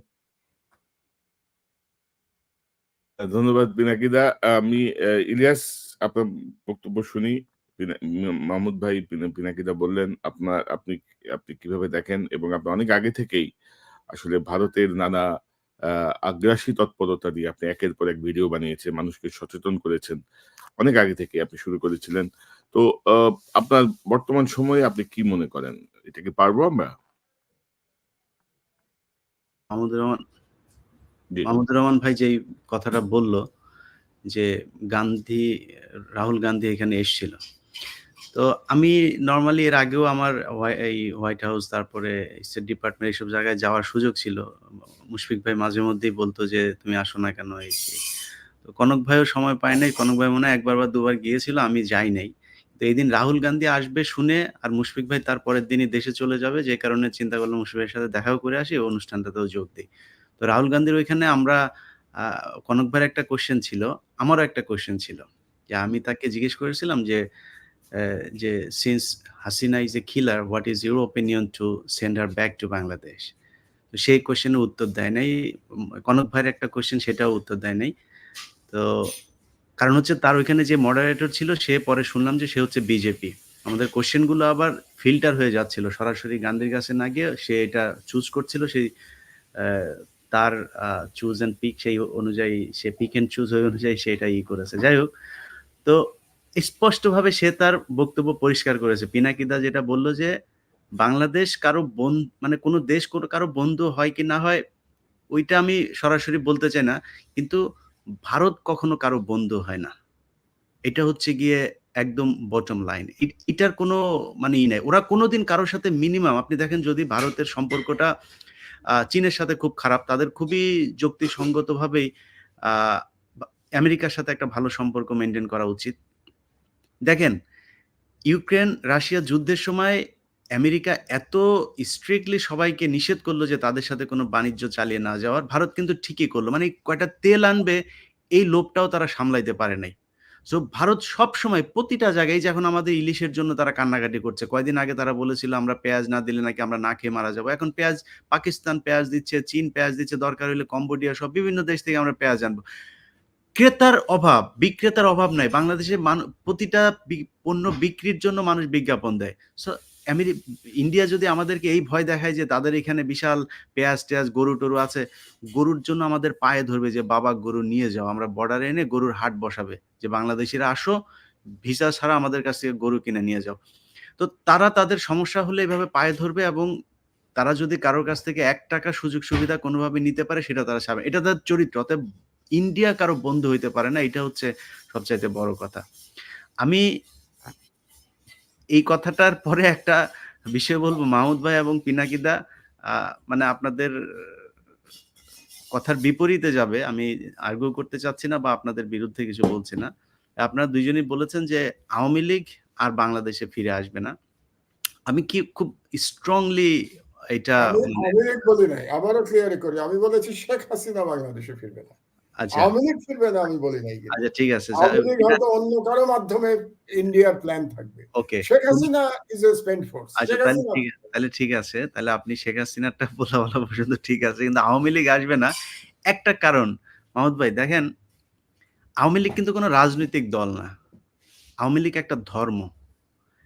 আপনি গত 15 বছরে যদি দেখেন মুসলমানদের সাথে, আমি মানে মুসলমানই বলি, বাংলাদেশে আওয়ামী লীগ ছাড়া আমি এটাকে একটা ধর্ম হিসাবে দেখি আর অন্য সব মুসলমান হিসেবেই দেখছি। গত 15 বছরে যতগুলো ওয়াজ মাহফিল, মসজিদের ভেতরে খুতবা দেয়াকে কেন্দ্র করে, কিংবা একটা এলাকায় কোনো ইসলামী একটা কোনো মিটিং, কোনো একটা কিছু করা, মিলাদ মাহফিল, কিংবা জামায়াতে ইসলামের কোনো মসজিদের ভেতরে একটা কোনো একটা কর্মী সভা বা কোরআন নিয়ে আলোচনা করা, তাবলিগের কোনো কাজ, এসব নিয়ে যতগুলো দ্বন্দ্ব আওয়ামী লীগের সাথে হয়েছে, প্রকাশ্যে 20-50টা ক্যামেরার সামনে একটা ওয়াজ মাহফিলের ভেতরে গিয়ে আওয়ামী লীগের লোকজন অকথ্য ভাষায় গালাগালি করে বক্তাকে স্টেজ থেকে নামিয়ে দিয়েছে। এটা তারা ধর্ম হিসেবে পালন করে। আপনি আল্লাহ রাসূলকে নিয়ে কথা বললে তারা কষ্ট পায় না। আপনি শেখ মুজিবকে নিয়ে একটা কথা বলেন। এই যে কনক ভাইয়ের সাথে আমি জ্যাকসন হাইটে ছিলাম, আমার সাথে এখানে আওয়ামী লীগের যে দ্বন্দ্ব, দেখেন আমার মা তখন অসুস্থ, তার 3 দিন পরে আমার মা মারা গিয়েছে। আমার মা অসুস্থ, আমার মাকে তুলে গালি দিয়েছে। আমি মানে পাশে দিয়ে আসি, আমার মাকে তুলে একটা গালি দিয়ে, আমি নরমালি খুব কম রিঅ্যাক্ট করি। আপনারা হয়তো সোশ্যাল মিডিয়াতে আমার খুব উত্তেজনা দেখেছেন, আমি অনেক জায়গায় উত্তেজিত।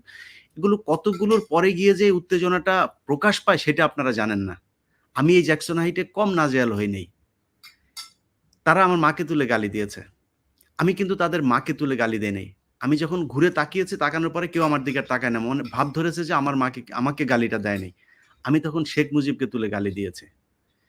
শেখ মুজিবকে তুলে গালি দেওয়ার সাথে, সাথে যারা আমার মাকে তুলে গালি দিয়েছে সব এসে ধরেছে আমাকে। তখন বুঝলাম যে আসলে কে গালিটা দিয়েছে। দেখেন, এটা হচ্ছে তাদের চরিত্র। এখন সব শেষ যদি আপনি একটা ঘটনা দেখেন, শেখ হাসিনার সাথে অনেকে এটা কাউন্ট করেছে 187 বার একজন আপা বলে ডেকেছে। মানে আপারে কিভাবে তেল মাখতে হয় সেটা কিন্তু এখনো তাদের কথাবার্তায় বোঝা যাচ্ছে। এবং বরগুনাতে যে ব্যক্তি এই ফোনে কথা বলছিল, সে কি উত্তেজনা তার ভেতরে, এই মানুষগুলো তো আছে।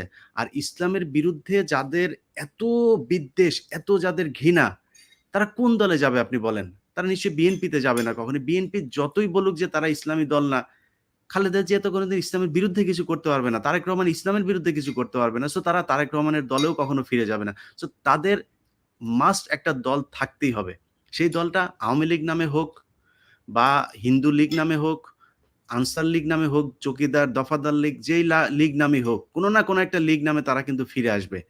যে কারণে আমি মনে করি আওয়ামী লীগের যে একটা বিশাল সংখ্যা, এই সংখ্যাটাও কিন্তু কম না। আপনারা প্রথম আলো সহ যাদের কথা বলছেন, তারা কিন্তু একটা জেনারেশন তৈরি করেছে। যেই জেনারেশনটা ইসলামের কথা শুনলেই তাদের মনে হয় যে এটা মনে হয় বিশাল আকারে খুব খারাপ কোনো একটা কিছু। আমরা এই ভিডিওতে দেখেছি যে ওয়াজের ভেতরে গিয়ে যখন হামলাগুলো করা হচ্ছে, সেই হামলাগুলোর ভেতরে বারবার বলা হচ্ছে যে কোরআনের ভেতরে আবার রাজনীতি করতে আসছিস কেন? আরে ভাই, কোরআনটাই তো রাজনীতি। কোরআনের ভেতরে বলা হয়েছে যে কিভাবে রাষ্ট্র পরিচালনা করতে হবে, কিভাবে একজন রাষ্ট্রপ্রধান রিঅ্যাক্ট করবে, তার সেই দেশের মানুষজনকে কিভাবে টেক কেয়ার করতে হবে, তার কতটুকু অধিকার থাকবে, রাষ্ট্রপ্রধানের কতটুকু অধিকার থাকবে। কোরআন পুরোটাই একটা রাজনীতি। আমি কোরআনকে বাদ রেখে যদি রাজনীতি করতে যাই তাহলে সেটা কি হবে?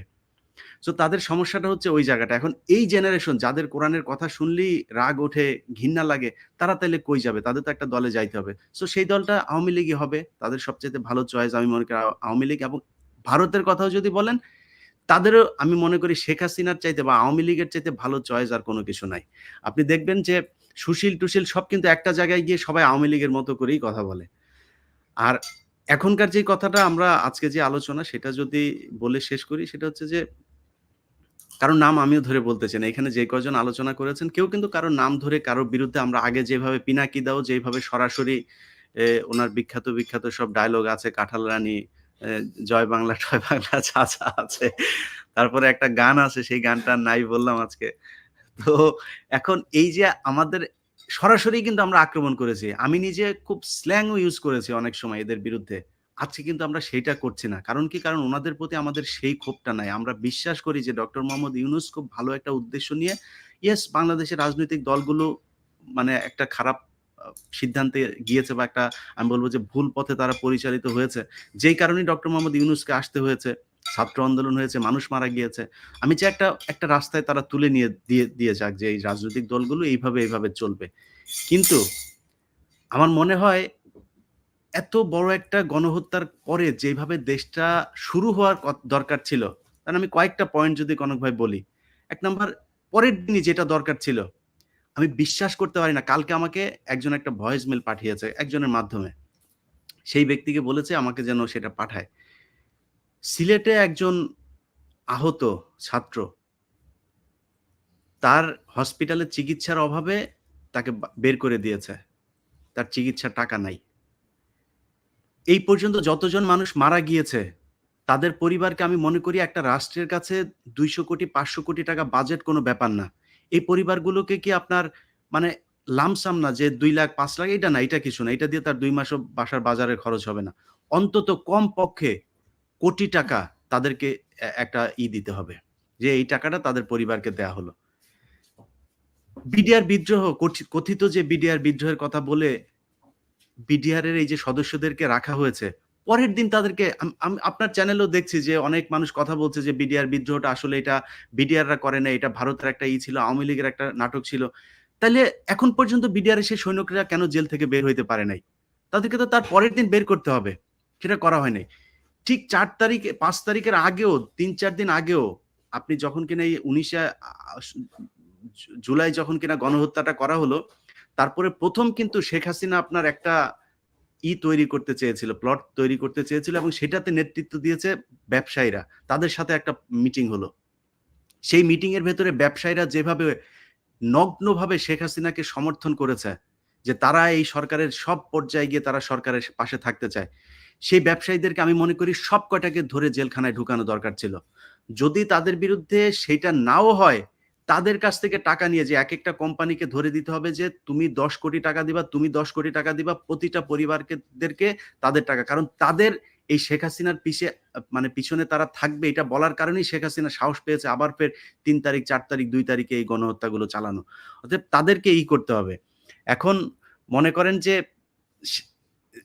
এগুলো যদি নাকি না করে কেউ যদি মনে করে যে গণমাধ্যমের কথাও বলি, গণমাধ্যমের ভেতরে ধরেন মাহমুদুর রহমান, উনার তো পরীক্ষা দেওয়ার দরকার নেই। উনার কারো কাছে মানে বলার দরকার নাই যে মাহমুদুর রহমান কে? মাহমুদুর রহমানের পরীক্ষা মাহমুদুর রহমান ২০১১ সাল ১২ সালে দিয়ে এসছে। উনাকে দেখে আমরা ভারত বিরোধিতা শিখেছি। গণমাধ্যম যে এইভাবে এই গণজাগরণ মঞ্চের মাধ্যমে যে বাংলাদেশে ইসলাম বিদ্বেষ এবং ইসলামকে ধ্বংস করার যে পায়তারা শুরু করেছিল, জামাত ইসলামকে শাস্তি দেওয়ার কথা বলে সেটা আমাদের চোখে আঙুল দিয়ে দেখিয়ে দিয়েছে মাহমুদুর রহমান। সো মাহমুদুর রহমানের পরীক্ষা নেওয়ার দরকার নাই। কনক সারোয়ারের পরীক্ষা নেওয়ার দরকার নাই। মুশফিক ফজল আনসারীর পরীক্ষা নেওয়ার দরকার নাই। তারা গিয়ে নেতৃত্ব দিবে এখন। তাদেরকে নেতৃত্ব দেওয়ার জন্য কি করতে হবে সেটা সরকার করবে। তাদেরকে কেন বলতে হবে যে আমরা দেশে যাইতে চাই? পিনাকিদার ব্যাপারে ওনার ছোট্ট একটা কাজ। আমি ওনার সাথে কথা বলে যতটুকু বুঝেছি। সরকারকে এটা করতে হবে। উনি কি চায় ওনাকে ফোন করে জিজ্ঞেস করতে হবে যে পিনাকি আপনার দেশে আসতে সমস্যা কোথায়? আমি আমার কথা আগেই বলে রাখি যে আমার সমস্যা না থাকলে আমি এখন দেশে যাব না। আমার কিছু ব্যক্তিগত সমস্যা আছে যেই কারণে আমি যেতে চাচ্ছি না। কিন্তু উনাদেরকে নিতে হবে। নেয়ার জন্য কি করা দরকার সেটা সরকার করবে। সেটা না করে যদি কেউ মনে করে আমরা কোন একজনের ঘাড়ে তারপরে পা দিয়ে ১০ বছর থাকতে চাই, ১৫ বছর থাকতে চাই। শোনেন, এই গত কয়েকদিন আগে মানুষ দেখিয়ে দিয়ে গিয়েছে যে ১০ বছর, ১৫ বছর, ২০ বছর যদি কেউ থাকতে চায়, ভালো কাজ করলে ডক্টর মোহাম্মদ ইউনূসই দল গঠন করুক, নির্বাচন করুক, করে ক্ষমতায় আসুক, কোনো সমস্যা নেই। কিন্তু এমনিতেই কেউ জোর করে থাকতে চাইলে শেখ হাসিনার কি হয়েছে কারোর দাড়ি ছিল, দাড়ি কেটেছে, কারোর দাড়ি নাই, দাড়ি রাখতে হয়েছে, মানিকের মতো লোককে টুপি মাথায় দিতে হয়েছে। অনেক কিছু আমরা দেখছি। হাজার হাজার শত শত কোটি টাকা ইনকাম করে লাভ হয়নি। এটা মনে রাখতে হবে যে বাংলাদেশের মানুষ রক্ত দিতে জানে। এরপরে আবারও যদি কেউ এরকম করে, সময় হয়তো বা কম বেশি হইতে পারে, তাদেরকে যাইতে হবে। আর আমি একজন ইলিয়াস, এবং আপনি যে বলছেন যে ডক্টর ইউনূসকে যদি দল করতে হয়, তিনি ক্ষমতার বাইরে যে দল করে তারপরে নির্বাচন করে আসবেন। তিনি ক্ষমতায় থেকে কিংস পার্টি গঠন করে আমার মনে হয় না আমি সেটা আমার মনে হয় ডক্টর মোহাম্মদ ইউনূসের এই পরিকল্পনা কনক ভাই নাই। আমি যতটুকু ওনার ব্যাপারে কিন্তু জানি, বাদ ওনার এই করা পরিকল্পনা নাই। ওনাকে হয়তো এটাই যে এখন প্রথম আলো, ডেইলি স্টারের বুদ্ধিজীবীরা সব মিলে একটা ইতে যাইতে পারে। তো আমার সব শেষ কথা হচ্ছে যে গণমাধ্যমকে ঠিক করতে হবে। এই আপনারা এতক্ষণ ধরে যে আলোচনাগুলি করলেন না, এই আলোচনাগুলোর মূল পয়েন্ট হচ্ছে যে গণমাধ্যম ঠিক নাই। সো গণমাধ্যম ঠিক হইতে হলে পিনাকিদা অনেক লম্বা সময় দিয়েছেন যে মতিউর রহমানকে আপনার ১ বছর সময়, মতিউর রহমানরে ১ ঘন্টা সময় দিলে মতিউর রহমান পরের দিন অফিসে আসতে পারবে না। সো মতিউর রহমানরে বলবো যে সোজা হয়ে যান, মাহফুজ আনাম এর আগে 111 এ আপনি আর্মির আপনার ৫ এঁটেছেন, চাটার পরে যখন শেখ হাসিনা ক্ষমতায় এসেছে তখন তিনি আবার কলাম লিখে মাপ চেয়েছেন যে আমার আসলে ওই সময় ওইটা করা ভুল ছিল। এখন শেখ হাসিনার সময় আবার মাপ চেয়ে এখন আবার নতুন করে তিনি যেটা শুরু করেছেন সেটার কিন্তু মাপ চাওয়ার আর কোনো সুযোগ থাকবে না। কারণ এখন বিপ্লবী সরকার তো, এবং এই দেশের মানুষ কিন্তু এখন বিপ্লবের মধ্যে আছে। ছাত্ররা যেকোনো সময় ডেইলি স্টারের ভেতরে ঢুইকা যাইতে পারে, অন্যান্য রাজনৈতিক দলও ঢুইকা যাইতে পারে। কে কখন কোন দিক দিয়ে ঢুকবে তখন কিন্তু আবার ওই একজন কয়েকদিন আগে ৩২ নাম্বারের আগে প্যান্ট-ট্যান্ট খুলে যেভাবে হাঁটিয়েছে সেভাবে হাঁটাইলেও আমাদের কিছু করার থাকবে না। কারণ ইলিয়াস, ওই যে যদি মানে এটা একটু বলে দেওয়া দরকার ছেলেদেরকে, যদি সন্ধ্যাবেলা মশাল মিছিল টিছিল করে ওখানে যায়, মশালগুলো যেন একটু সেফগার্ড করে রাখে, যেন ওইটা আগুন টাগুন লেগে না যায়। এটা একটু বলে দেওয়া দরকার। না, বাচ্চা কাচ্চা মানুষ তো, ছেলে পেলে মানুষ, এটা আপনি বুঝতে যেটা পারবে না। আপনি যেটা বলতে চেয়েছেন সেটা আমরা বুঝতে পেরেছি। সেটা আমার মনে হয় ছাত্ররাও বুঝতে পেরেছে। অতএব তাদেরকে একটু সাবধান হইতে হবে। আর যদি সাবধান না হয়, সেটা করার জন্য যা করা দরকার সেটা করতে হবে। আমি মনে করি এই গত ১৫ বছরে শেখ হাসিনা আজকের অবস্থানে আসার পেছনে যদি একটা ইনস্টিটিউশনকে দায়ী করা হয় সেটা হচ্ছে গণমাধ্যম। সো গণমাধ্যম ডাজ ম্যাটার। আমাদেরকে এইটা খুব তীক্ষ্ণভাবে নজর রাখতে হবে। মাহমুদুর রহমান ভাই, আপনার কাছে অনুরোধ থাকবে, আপনি যতটুকু জানি দেশে যাচ্ছেন, আ প্লিজ দেশে যান দ্রুত। কনক ভাইকেও আমি বলতেছি যে ভাই আপনিও যান। আর মিনার ভাই ইনশাল্লাহ যাবে, আশা করি। পিনাকিদার সমস্যাটাও আশা করি আপনারা, এখনকার যারা আছে তারা সমস্যার সমাধান না করলে আপনারা গিয়ে উনারা এটা দেখবেন এবং পিনাকিদাকে দ্রুত দেশে নিয়ে যাওয়ার জন্য ব্যবস্থা করবেন। তবে ইলিয়াস, এই মুহূর্তে দেশে যাওয়াটা আমার জন্য একটু মুশকিল। তবে পিনাকিদা, তুমি, আমি একসাথেই দেখি প্ল্যান করব। সবার সমস্যার সমাধান হয়ে যাক। ইয়ে করবো। ইলিয়াস, আপনাকে ধন্যবাদ। মিনা রশিদ, আপনি যদি একটু বলেন, আপনার বক্তব্যটা একটু শুনি। জি, আমরা এই ৩ জনের বক্তব্য থেকে আবারও কয়েকটা জিনিস হয়তো ভাই মিনার ভাই আমি একটা অনেক বড় একটা পয়েন্ট মিস করছি ভাই। মানে এটা আমার ঠিক বলতে আছে। হবে, সরি। সেটা হচ্ছে বাংলাদেশ সেনাবাহিনীতে যাদেরকে গত ১৫ বছরে বহিষ্কার করা হয়েছে, স্বেচ্ছায় অবসরে যেতে বাধ্য করা হয়েছে, গুম করা হয়েছিল বিভিন্ন জায়গায়, তাদের যদি মানে বয়স থাকে বা সেটা চুক্তিভিত্তিক নিয়োগে হলেও বিভিন্ন গুরুত্বপূর্ণ জায়গায় দেওয়া, এবং যে অফিসারদের চাকরি গিয়েছে তাদের সবাইকে সেনাবাহিনীতে খুব দ্রুত চাকরিতে নিয়ে যেতে হবে। এটা আমার এবং ইলিয়াস, আপনি তো দেখছেন যে আমি কিন্তু এখন টানা সিরিজ করছি বিডিআর হত্যাকাণ্ড নিয়ে, এবং অনেক নতুন নতুন তথ্য আসছে। কিন্তু এখন পর্যন্ত ধরেন বিডিআর এই হত্যাকাণ্ড নিয়ে কোনো কমিশন গঠন করা বা কিছুই হয়নি আরকি। এটা একটা গা ভাসিয়ে দিয়েছে। কারণ স্বরাষ্ট্র উপদেষ্টা তো আপনারা জানেন ইতিমধ্যে অনেক কিছু এসছে। তো মিনার ভাই, আপনার কাছ থেকে শুনি। না, আসলে অনেক কিছু বলার ছিল। অনেকেই রিকোয়েস্ট করেছেন কিছু কথা, হয়তো সব আজকে বলা যাবে না। ওনাদের জ্ঞাতার্থে বলছি, আমরা এই অনুষ্ঠান ইনশাল্লাহ কন্টিনিউ করবো এবং পরবর্তী সময়গুলো বলবো। আজকে মেইনলি একটু পলিসি লেভেলে কথাগুলি বলছি। যে মাহমুদ ভাই যে কথাটা বললেন যে আসছে পশ্চিমারা, এটা একটা অপ্রিয় সত্য কথা। হয়তো মুসলিম বিশ্বে ওনারা গণতন্ত্র চান না, ওনাদের কথাবার্তা বা কাজকর্মে সেটা প্রতিফলিত হয়েছে। এবং বাংলাদেশের ব্যাপারে ওনারা এর বাইরে চলে গেছেন, এটা এখনো আমরা ওই বিশ্বাস রাখতে পারি না। তাহলে আমাদের যেটা করতে হবে, যে আমাদের অ্যাসেট হলেন ডক্টর মোহাম্মদ ইউনূস। ওনার কাছে যেটা আমার একটা রিকোয়েস্ট থাকবে, আপনি যদি আমাদের এই অনুষ্ঠানগুলি শুনেন, আপনাকে কিন্তু গ্লোবালি কিছু জিনিস তাদেরকে বুঝিয়ে দিতে হবে। তারা যা বলবে সেটা আপনি এখানে ইমপ্লিমেন্ট করার চেয়ে আপনি তাদেরকে কিছু দিয়ে কাজ করান, তাহলে কিন্তু জাতি এবং সারা মুসলিম উম্মাহ বিশ্ব আপনাকে অনেকদিন স্মরণ রাখবে। যে এখানে ধরেন ওরা গণতান্ত্রিক বিশ্বে দেখেন, ওখানে একটা লিবারেল পার্টি থেকে ২টা শক্তি থাকে। আরেকটা থাকে কি আপনার একটু কনজারভেটিভ, তারা একটু ধর্মের দিকে থাকে, এবং বাংলাদেশে এটার ব্যতিক্রম না। বাংলাদেশটা মুসলিম মেজরিটি কান্ট্রি, এখানে একটা ইসলামের প্রতিফলন বা ইলিয়াস ভাই যে কথাটা বললেন সেটা থাকবেই। এটা রাজনীতি এবং সমাজনীতি, যেহেতু ধর্ম, এখানে কিছু কমন ইন্টারেস্ট থাকে বা কমন কিছু বক্তব্য বা নেগেটিভ থাকে, এটা থেকে আমরা বিচ্ছিন্ন করতে পারবো না। কাজেই আপনারা যে পলিসি, বিশেষ করে ওয়েস্টার্নদের যে পলিসি, আমি আপনাকে রিকোয়েস্ট করবো ডক্টর মোহাম্মদ ইউনূসকে, আপনার গ্লোবাল এই যে অ্যাকসেপ্টেন্সটাকে কাজে লাগান, তাদেরকে বোঝাতে চেষ্টা করেন। যেরকম আপনি যে দেশে যাবেন, যে তারাও কিন্তু টাকার মধ্যে লেখা ইন গড উই ট্রাস্ট।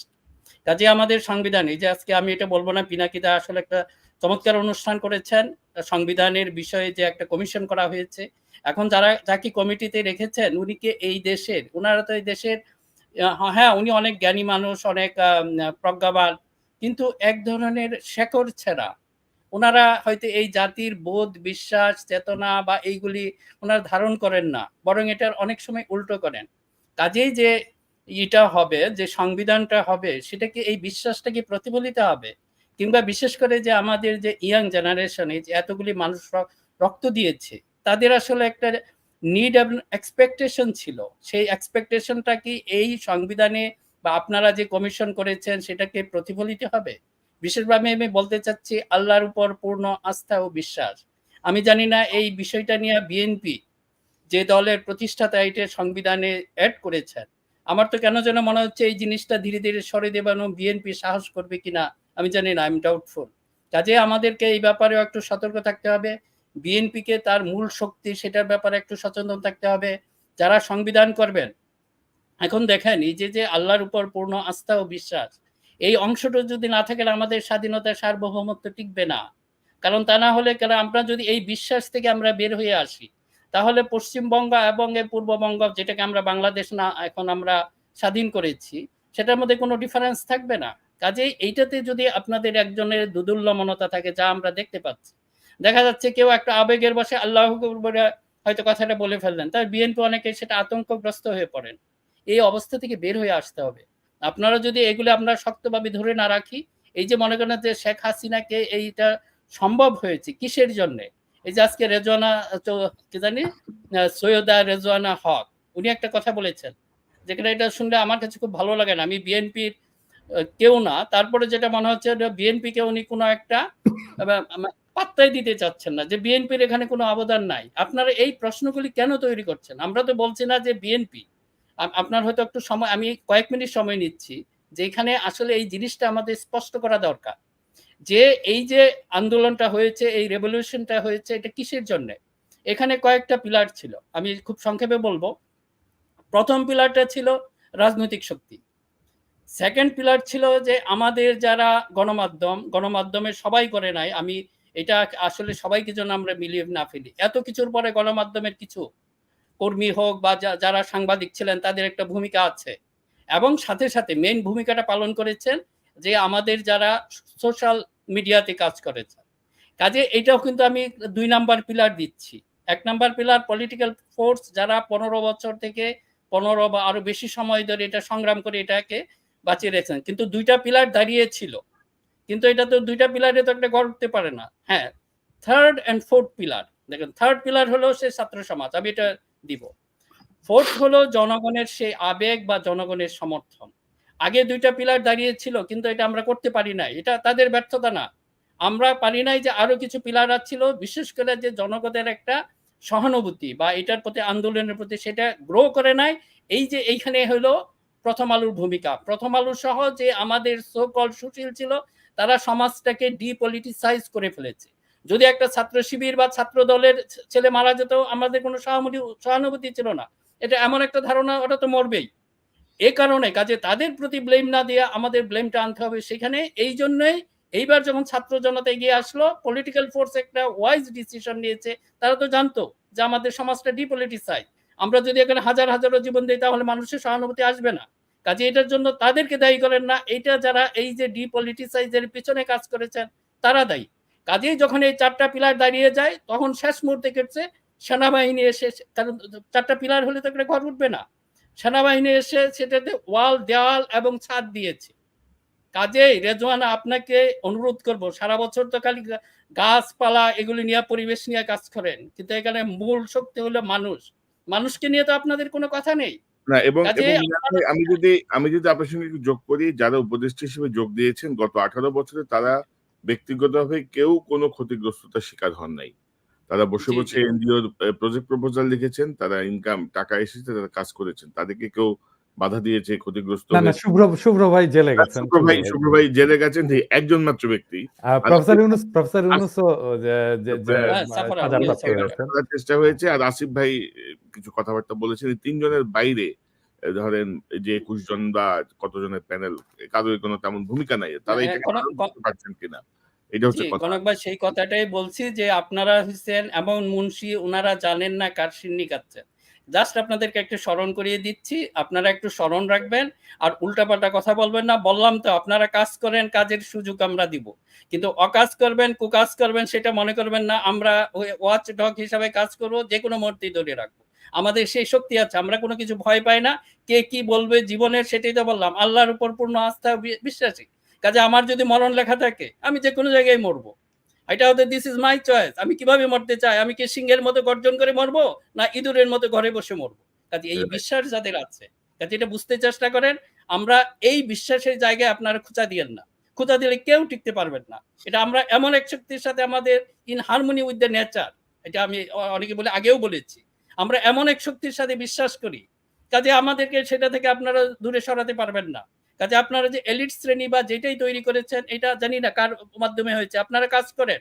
আমরা এটা বাধা দিতে চাই না, কিন্তু ওই বললাম অকাজ এবং কুকাজ করেন না, তাহলে কিন্তু আমরা ছাড়বো না ইনশাল্লাহ। ধরেন মিনার ভাই, আমরা কোনো দল মত বা কোনো পক্ষে না, আমরা আমাদের দেশের পক্ষে, না, আমরা বাংলাদেশের দেশের পক্ষে। পক্ষে।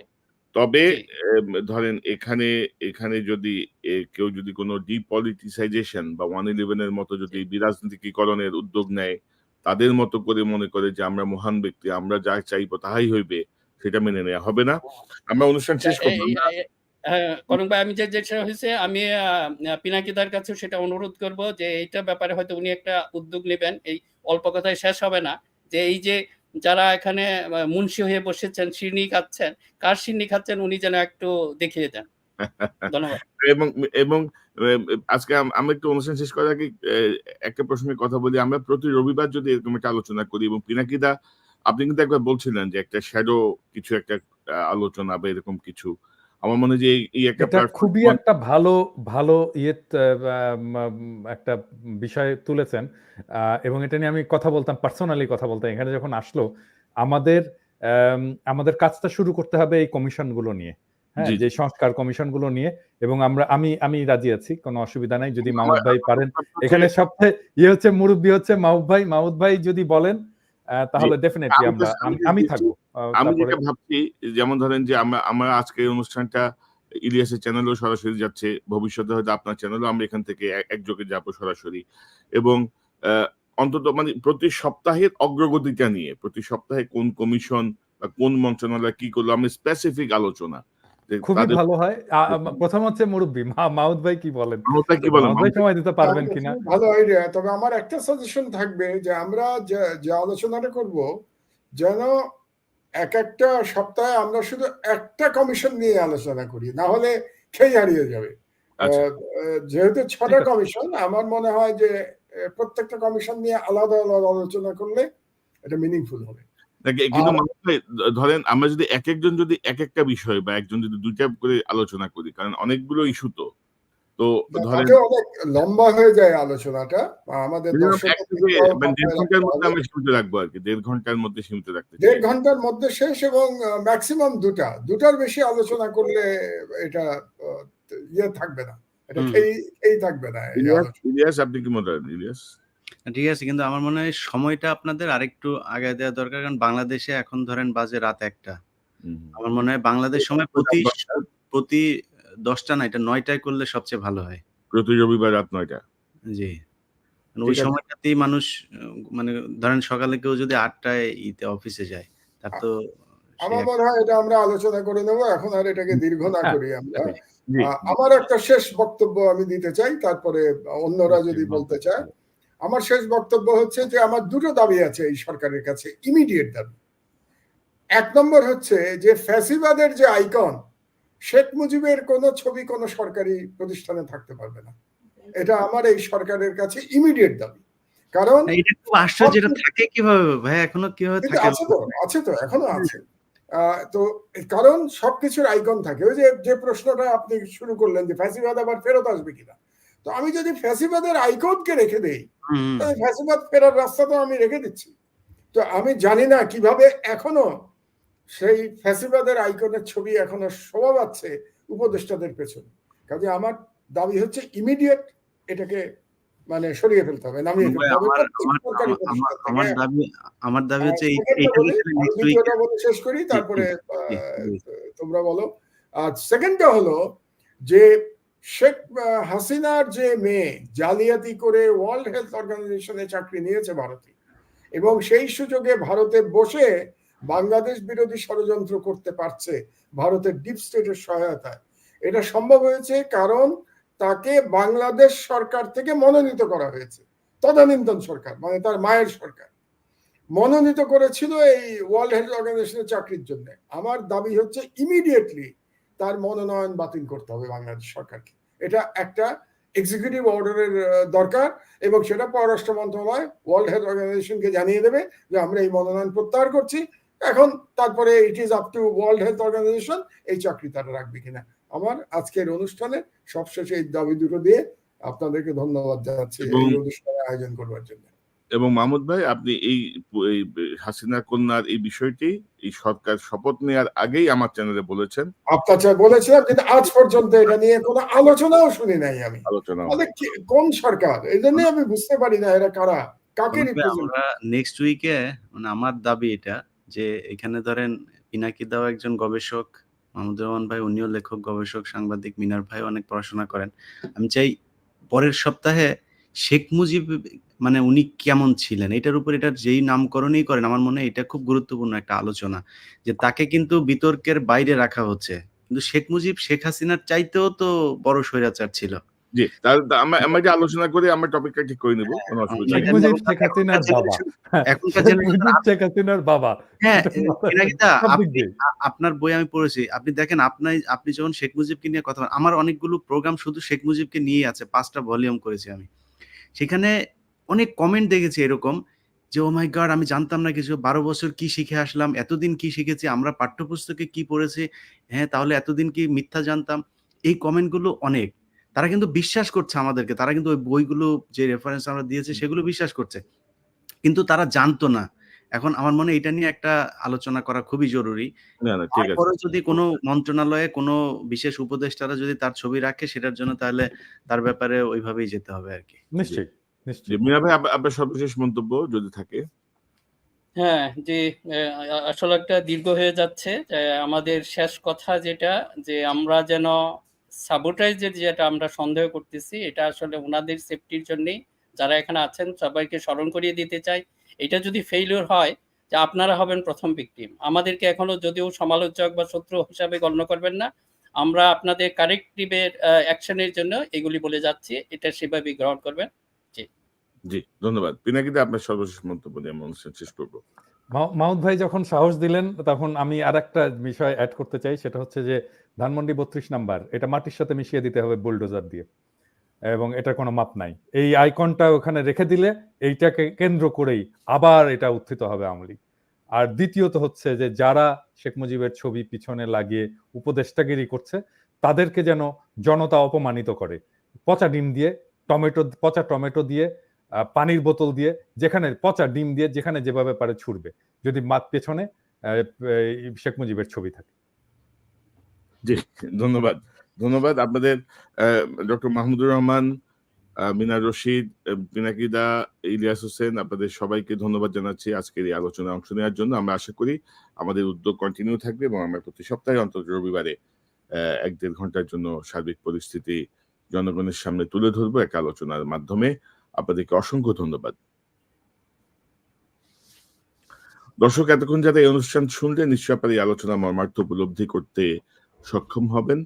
বাংলাদেশের যে রাজনৈতিক ভবিষ্যৎ নিয়ে আমরা কথা বলছি বা কথা বললাম, অনেক কিছুই আসলে এখনো ঘোলাটে হয়ে আছে। সেই বিষয়ের জায়গায় থেকে আসলে এই অন্তর্বর্তীকালীন সরকারকে সহায়তা করা, বা কিছু বিষয় সামনে নিয়ে আসা, তারা যেন কোনো ফাঁদে না পড়েন, কোনো ট্র্যাপে না পড়েন, কোনো অলীক স্বপ্ন না দেখেন, সেজন্যই আমাদের এই আলোচনার অবতারণা। আশা করি আগামী সপ্তাহে আবারও এই জাতীয় একটি গ্রুপ ডিসকাশন নিয়ে হাজির হব, এবং দর্শক এই চ্যানেলটি সাবস্ক্রাইব করে আমাদের পাশে থাকুন, এই চ্যানেলের মেম্বারশিপ নিয়ে আমাদের পাশে থাকুন। আবারও দেখা হবে ইনশাল্লাহ। আসসালামু আলাইকুম।